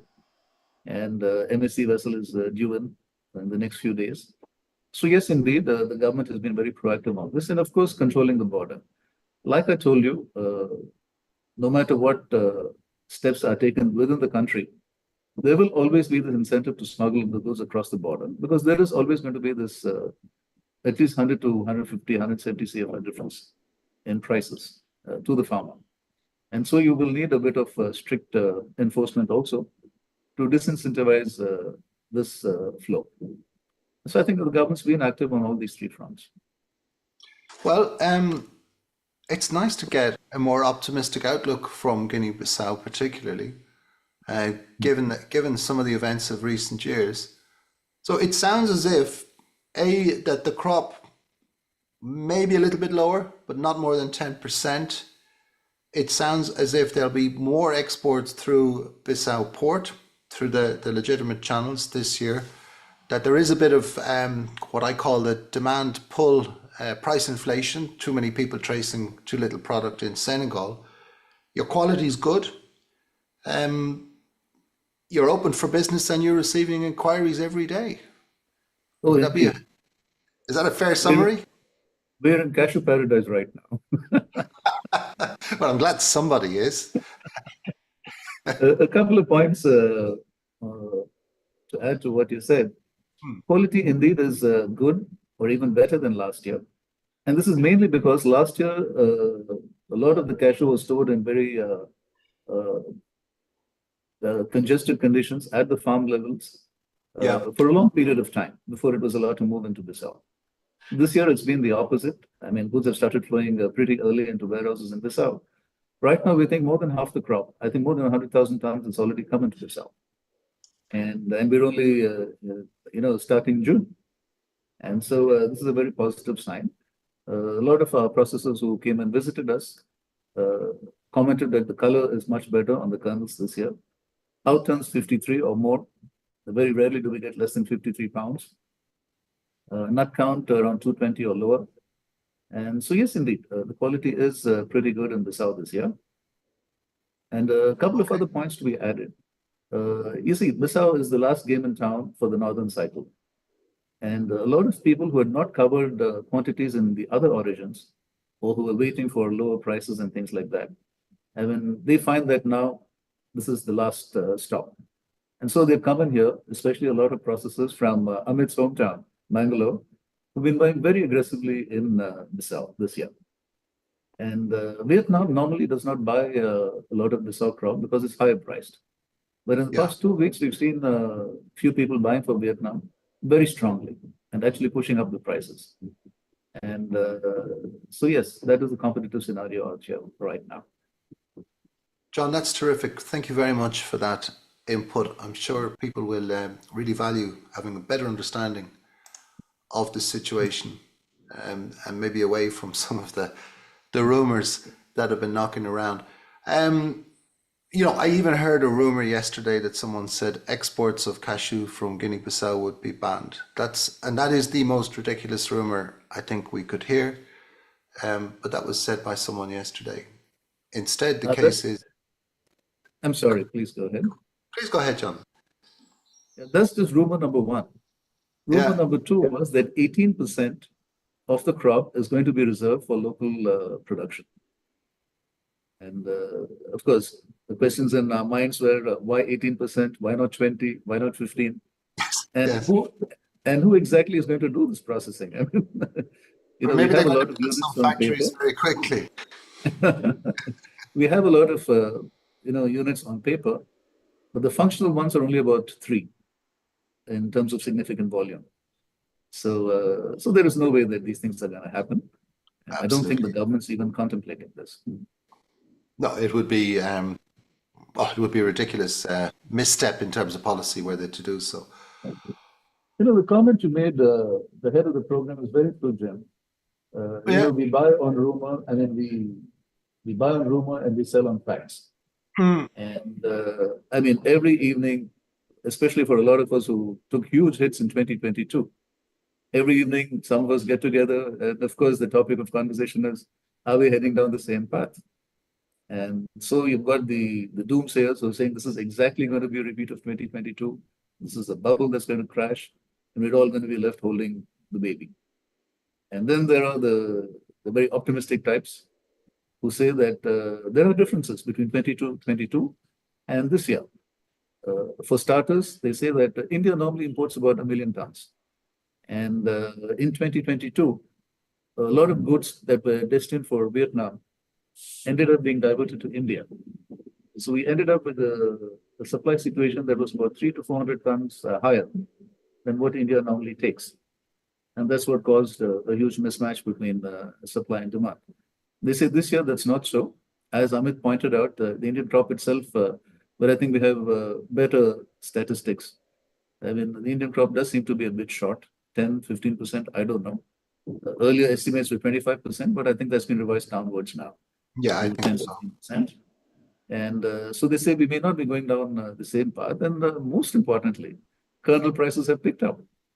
Amit's happy, I'm happy. The Vietnamese are happy. People who don't normally buy such high price crops have started coming in and, you know, stocking up. So yes, happy times. Thank you, John. Okay, let's, John, stay with us. There's going to be some questions. Amit, I hope you're still with us, and there will be a few questions when we finish.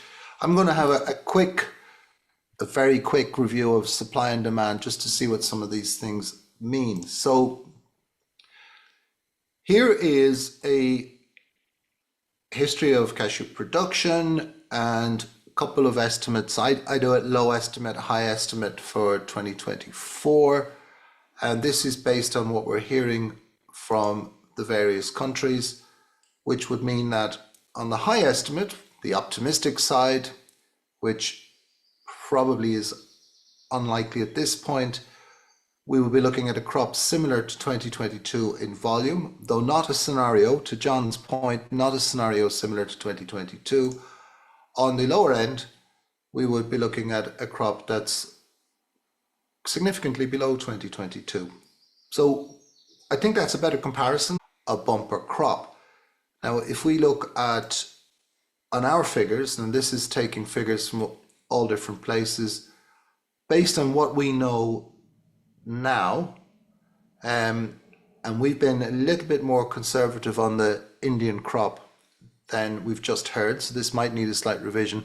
Our calculation would say world crop down by about 8%. It's different to the INC estimate, which was publicized a lot during the INC conference a few weeks ago, and there's various reasons for that. The Cambodian situation, Nigeria, Guinea, the figures in Benin, I doubt it, but you can have a look at those if you're interested, or you can contact me if you're interested in the reasons for the differences. What's changed since the last time we were together, we've marked the Indian crop down by 8% based on weather reports. Now from Amit, I might be increasing that significantly. So it might be down by more than that from what we've heard. We've increased the estimate from Cambodia. We've increased by 50,000 tons at the moment, and that's purely based on import statistics. That figure could get bigger. Nigeria, we have marked down slightly, even though the crop estimates remain optimistic. Guinea-Bissau, again, maybe conservative. We marked it down by about 7.5%. So John is saying could be 10 at worst, but he has put the big little word, if there is a shortage. So he's more optimistic on the crop than perhaps we've been. We have increased the Indonesian crop a little, and we've left the estimate for Cote d'Ivoire at 1.1 million tons, which I think when it's all counted, that's where we will be. What would that mean for supply and demand? So it would mean that we are coming out of a period of significant surpluses, but probably only temporarily. So we had a significant surpluses in 21, 22, even in 2023 when demand was very strong.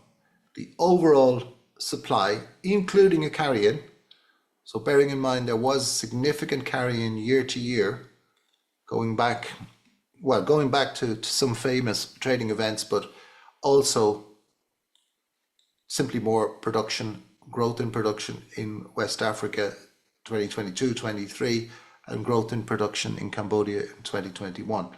So the grey versus the orange would be the calculated surplus. Now it's not as big as it looks, because obviously you have to have a carry out, because otherwise you've nothing to do in the month of January, you've nothing to process. But essentially a period of surpluses. And based on the initial expectations of 2024, we would have expected, again, a lower surplus, because we were expecting production to be a little bit lower, but we're also expecting demand to be quite strong again.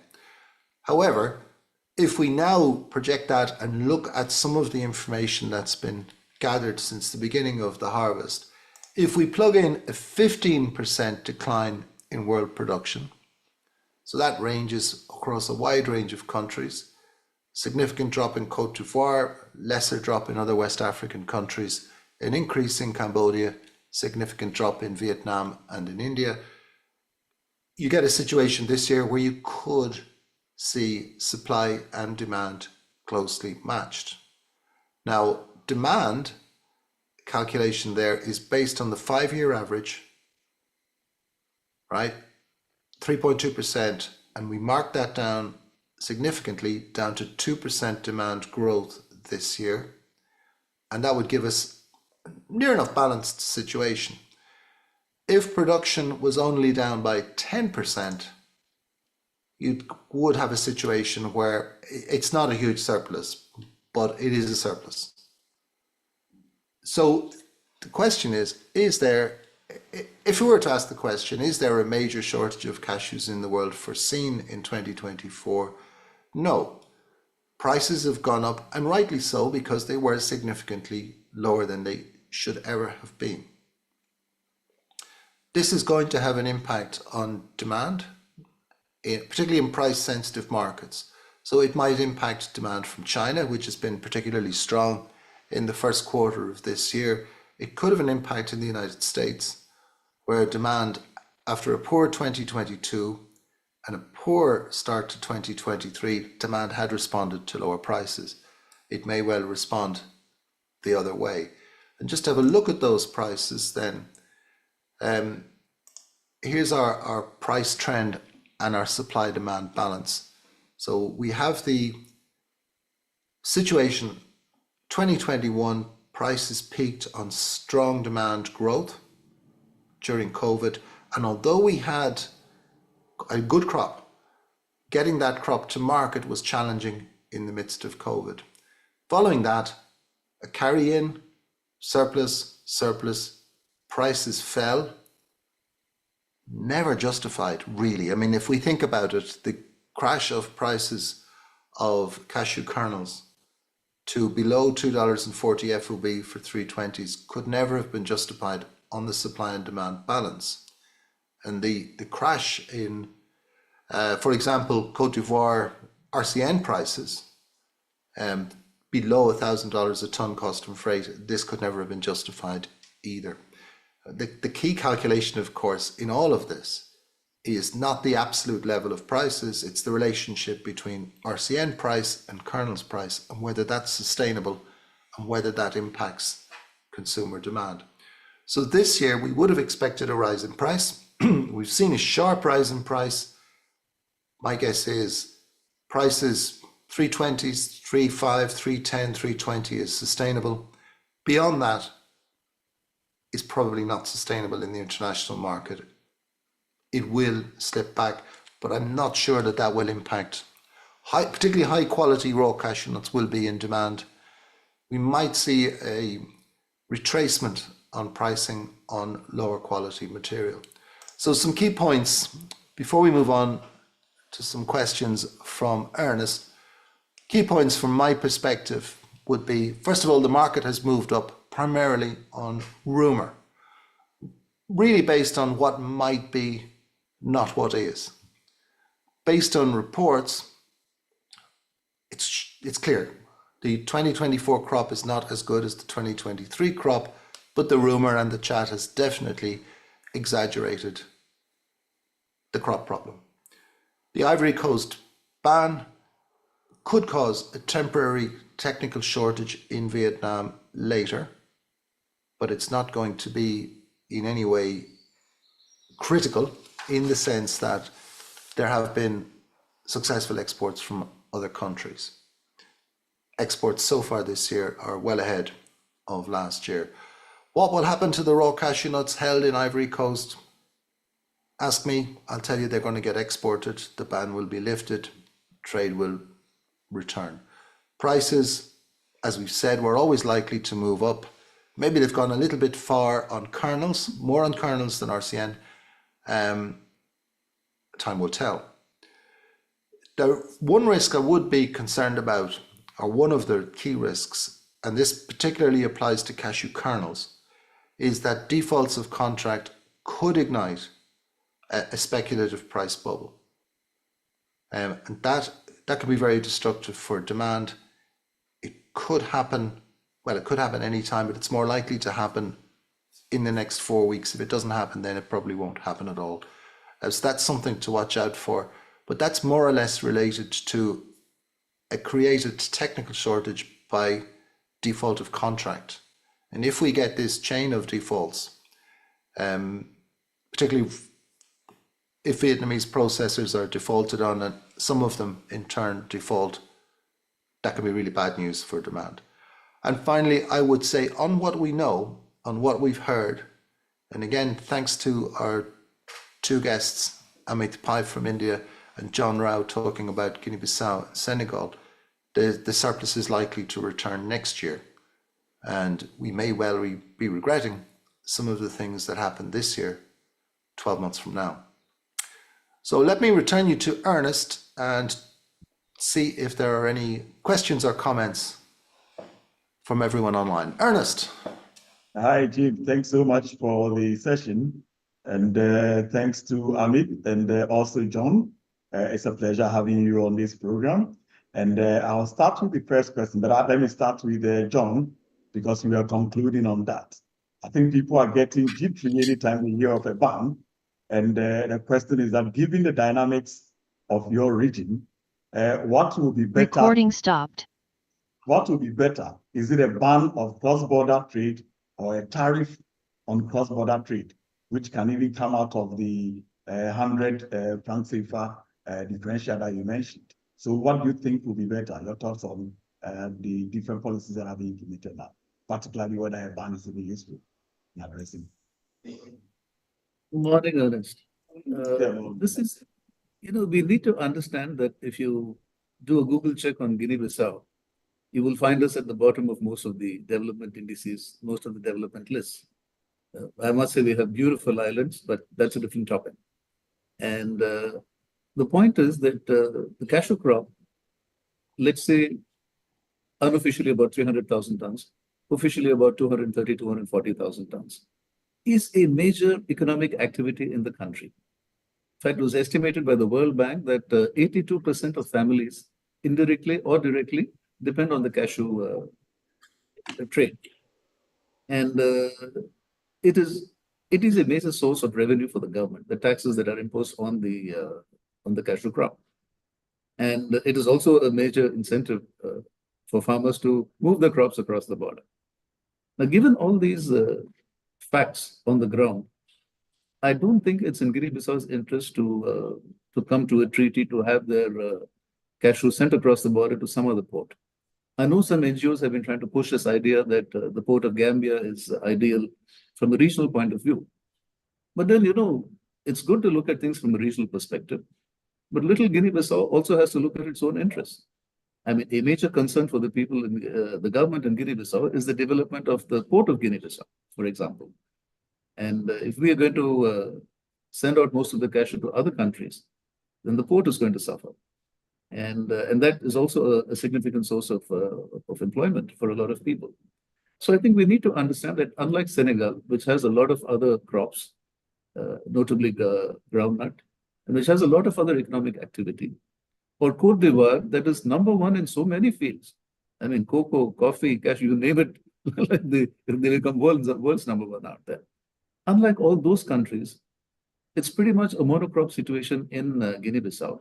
Maybe it is sad, but it's also related to the economic situation in Guinea-Bissau. So personally, I think it's not really very much in Guinea-Bissau's interest to allow open borders or even treaty enforced borders. I don't think it would work. My personal opinion, I'm sure the NGOs would differ. You talked about the production being different from what you were hearing. What has changed? Because we know that crops are aging. What exactly is accounting for maybe even the production remaining a bit stable now?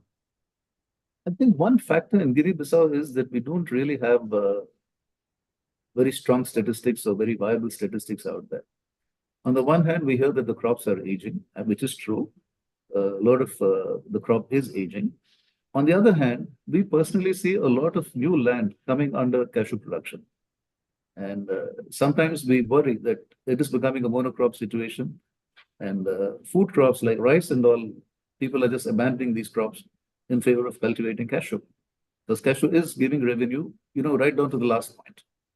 And it's a difficult question to answer. I don't think we are seeing significant drop in crop. In fact, every year we're seeing a bit of an increase in crop. And then there is a significant cross-border trade that also distorts the statistics. But personally, I think cashew is still very major. A lot more land is coming under cashew. And given the small size of the population, it's significant in Guinea-Bissau. Thank you very much, John. And now I move to Amit. Good afternoon, and pleasure having you once again. Amit, the question here, in fact, is about what was the production last year, and what is your estimate of the production for India in this season? What will be the crop estimate for this season? So I think last year Indian crop was around 7 lakh tons.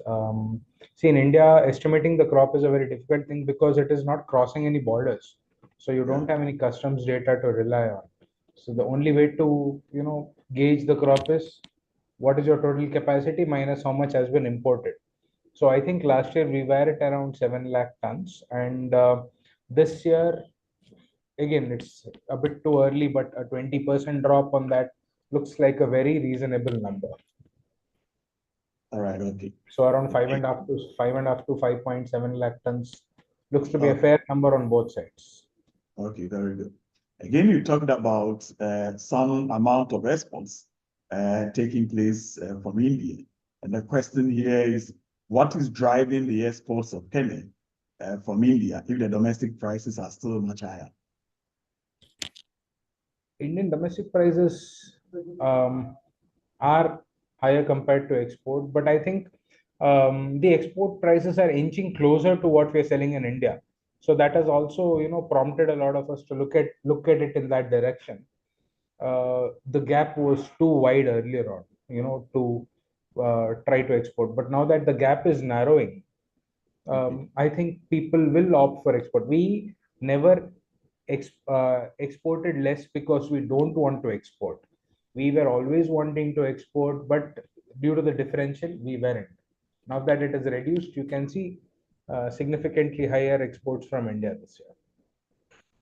But again, it's more, what kind of factories are doing these exports? Are these newer, high efficiency factories, or just the standard factories that are there? that are now beginning to do this export? See, one thing is in India, the production sizes are, the factory sizes are very varying. You've got people who are doing 500 kgs of raw nuts per day to people who are doing 200 tons per day. So there's a bare minimum at which you can be viable enough to export. Let's say you need to be converting at least 20 to 25 tons per day to export. I think most of the factories in this region, if they get the right offers, will export for sure, without any doubt. Okay. So it need not be an old factory or a new factory. Someone who has that scale of around 20 to 25 tons per day can be a viable exporter to them. All right. Okay. Now I move from our guest to Jim. I start with you talked about data not being reliable and a number of issues in there. And then there's a question now who wants to know what should be the level where we should tackle these whole issues of data. Is it at the level of the producer or the exporter or the consumer? But then I'll also ask, must you even tackle it at only one level? And Jim, your thoughts on this one is? Well, I think the first thing to recognize is, as Amit has referred to, is that there is data available on trade, and it's pretty reliable data. And that is something that we now have usually available, sometimes needs some interpretation. So for me, that's the starting point. Trade, international trade, gives us an anchor on which to base the rest of our data. What we really need, though, is a comprehensive national-based crop survey that is timely and reliable in each country. So we need, first of all, historical information, which I must say we have ourselves collected painstakingly for over, believe it or not, for over 30 years now. But what is difficult for any outsider to do is to identify the crop situation in any given year. So for example, this year, the rumors that circulated about Cambodia were not matched by local estimates. But you had this mix of, will the crop be 1 million tons? And so people without data talking about, yes, it will. It was never going to be 1 million tons. Will the crop be a poor crop? So now the rumors took over. So what we really need is some form of a crop reporting system that allows us to work on the reality. So you talk to experienced people like our two guests, and they can give you a considered view of the crop situation. But as Amit said, it's very difficult, even in a country like India, which does, generally speaking, have pretty good data. It is quite difficult to estimate.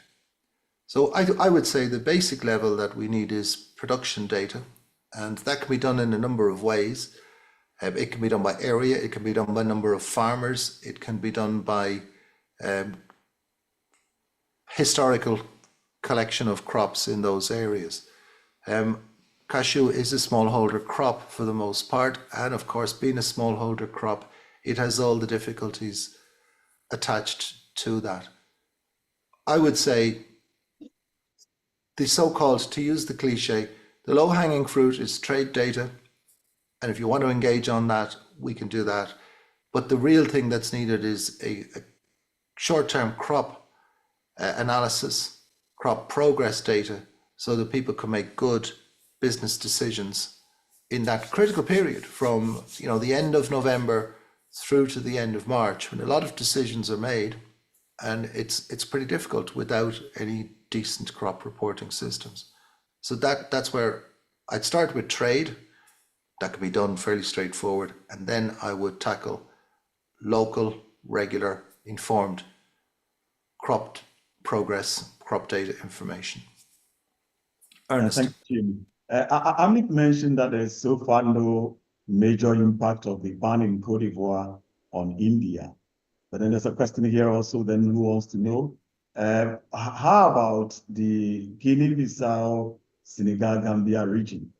Is this ban on Cote d'Ivoire impacting, and how is it impacting actually on that region? Yes. maybe Amit can support, but then it is more for Jim and John Rao to address these questions. John, Jim, would you like to go first? Yes, please. Oh, yes. So what is the impact of the IBC situation on your region? I think the impact has been marginal out here compared to other factors. Senegal itself has had a bit of a hiccup in the sense that suddenly the transport minister announced that transport of cargo by road from Ziguinchor to Dakar would be stopped. And we'd have to use only the vessels at Ziguinchor port. And the fact that Ziguinchor port is not equipped to handle this volume of cargo. And unfortunately, that's been reversed. There was a bit of tension with the truckers syndicate and things like that. But these are minor things. Senegal normally resolves these issues. And the bigger issue here has been the large mismatch between the number of players who've come in and the size of the crop that has come in. I think that has been a much bigger factor, has much bigger impact out here. I mean, people buying at crazy prices. It was so interesting to see people running behind each and every truck. Okay. That is interesting. If I may add a word about quality, Ernest. Yeah, go ahead.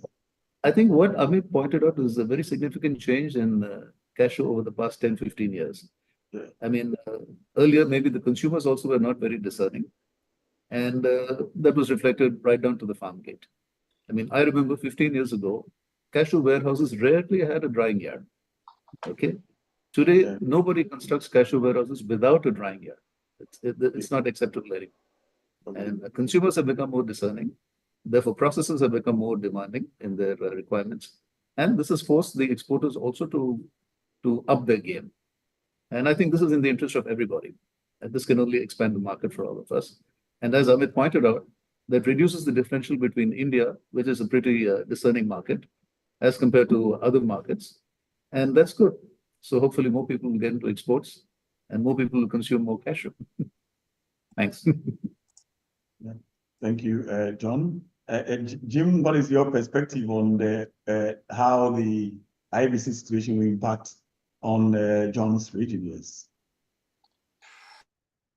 I agree with John. It hasn't had a dramatic impact. The arrival of so many traders into Ziguinchor was determined long before the ban. That's more a reaction to what happened last year than it is to the ban.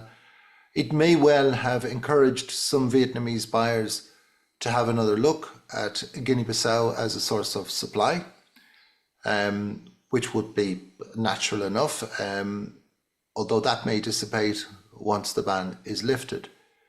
So I'd be very frank about it. I find this a strange policy option in Guinea-Bissau. In Cote d'Ivoire, the ban. And I find it something that unfortunately might do more damage to the reputation of Cote d'Ivoire as a place to do business than anything else. I think in a couple of months, the physical impact of the ban will be past. Its impact on market sentiment will be past. The market will find its level. But if there are major defaults, that will not be forgotten for a long time. And I think that might be in actual fact, the greatest single impact of the ban, even greater than the support for processors, which could in fact have been delivered and was delivered in earlier seasons in different ways, which proved to be effective and which proved to have far less consequences in the sector in general. Ernest. Yeah, very good. The last question still goes to you, Jim. It's on IBC with the expansion in local processing. What actually is happening to the low grades and the stakes that are being produced over there? How are they finding markets for it, and where is that other markets for these ones for IBCs? Yeah, sure. Last year, Ivory Coast exported 50,000 tons of cashew kernels. Some of those were Bormer kernels. Most of them were fully processed cashew kernels.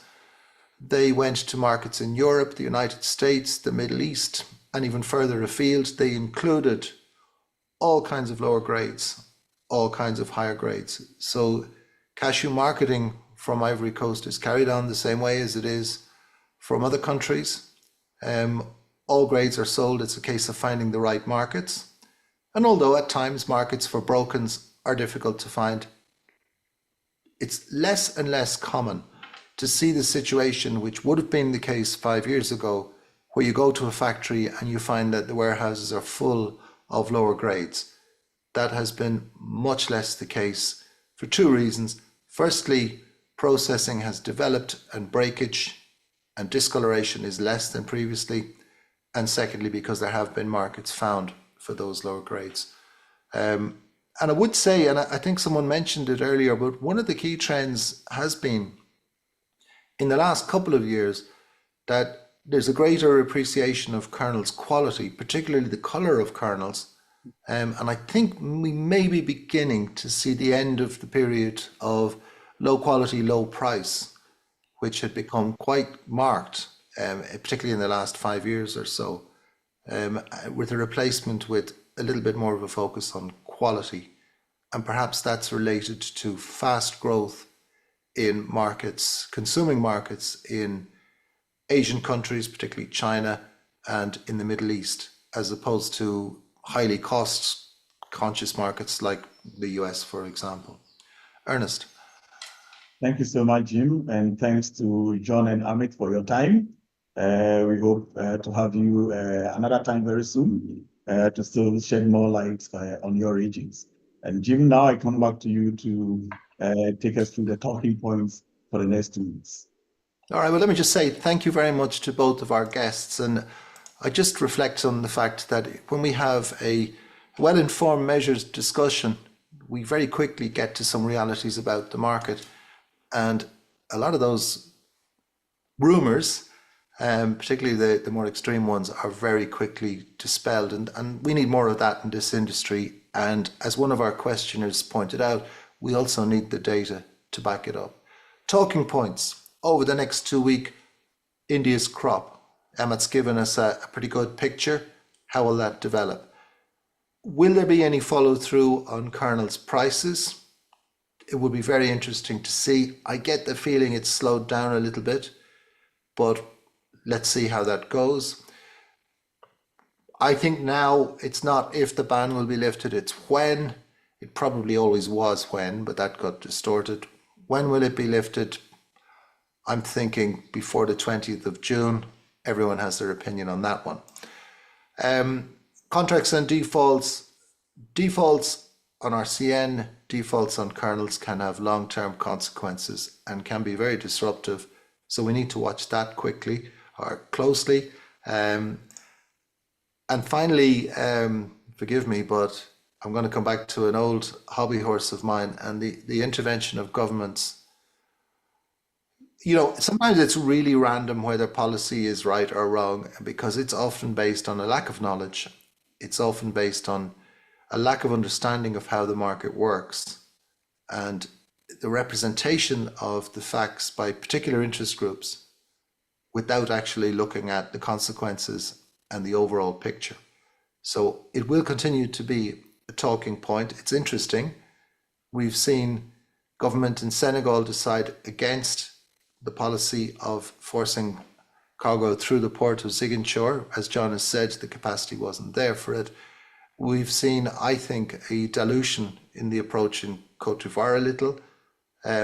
We've seen Guinea-Bissau, the government of Guinea-Bissau, introduce better, more streamlined, let's say, for want of a better word, measures for the governance of trade in that country. So it's going to be really interesting to watch how those things develop in the coming weeks. And I am looking forward to talking to you again when we come back on those issues. For now, from my part, thank you very much to our guests, Amit Pai and John Rao. Both have given us informed, measured, considered comments, which we really appreciate. And thank you to all of you for joining us today. Thanks to our interpreters, our sponsors, and ACA. And thank you, Ernest. Hey, thanks, Jim, and thanks to everyone. John, Rao, everyone, Amit. everyone for participating in this session. And so we come your way on the 19th of June, 2024 with the next session. Don't forget the next ACA conference is in Benin from the 17th to 19th of September, with the 20th being a field visit to the GDIZ industrial zone to see the great work that is going on there with processing. Thank you and bye-bye to all of you, and see you on the 19th of June. Thank you. Take care, everyone. Bye-bye. Bye. Bye.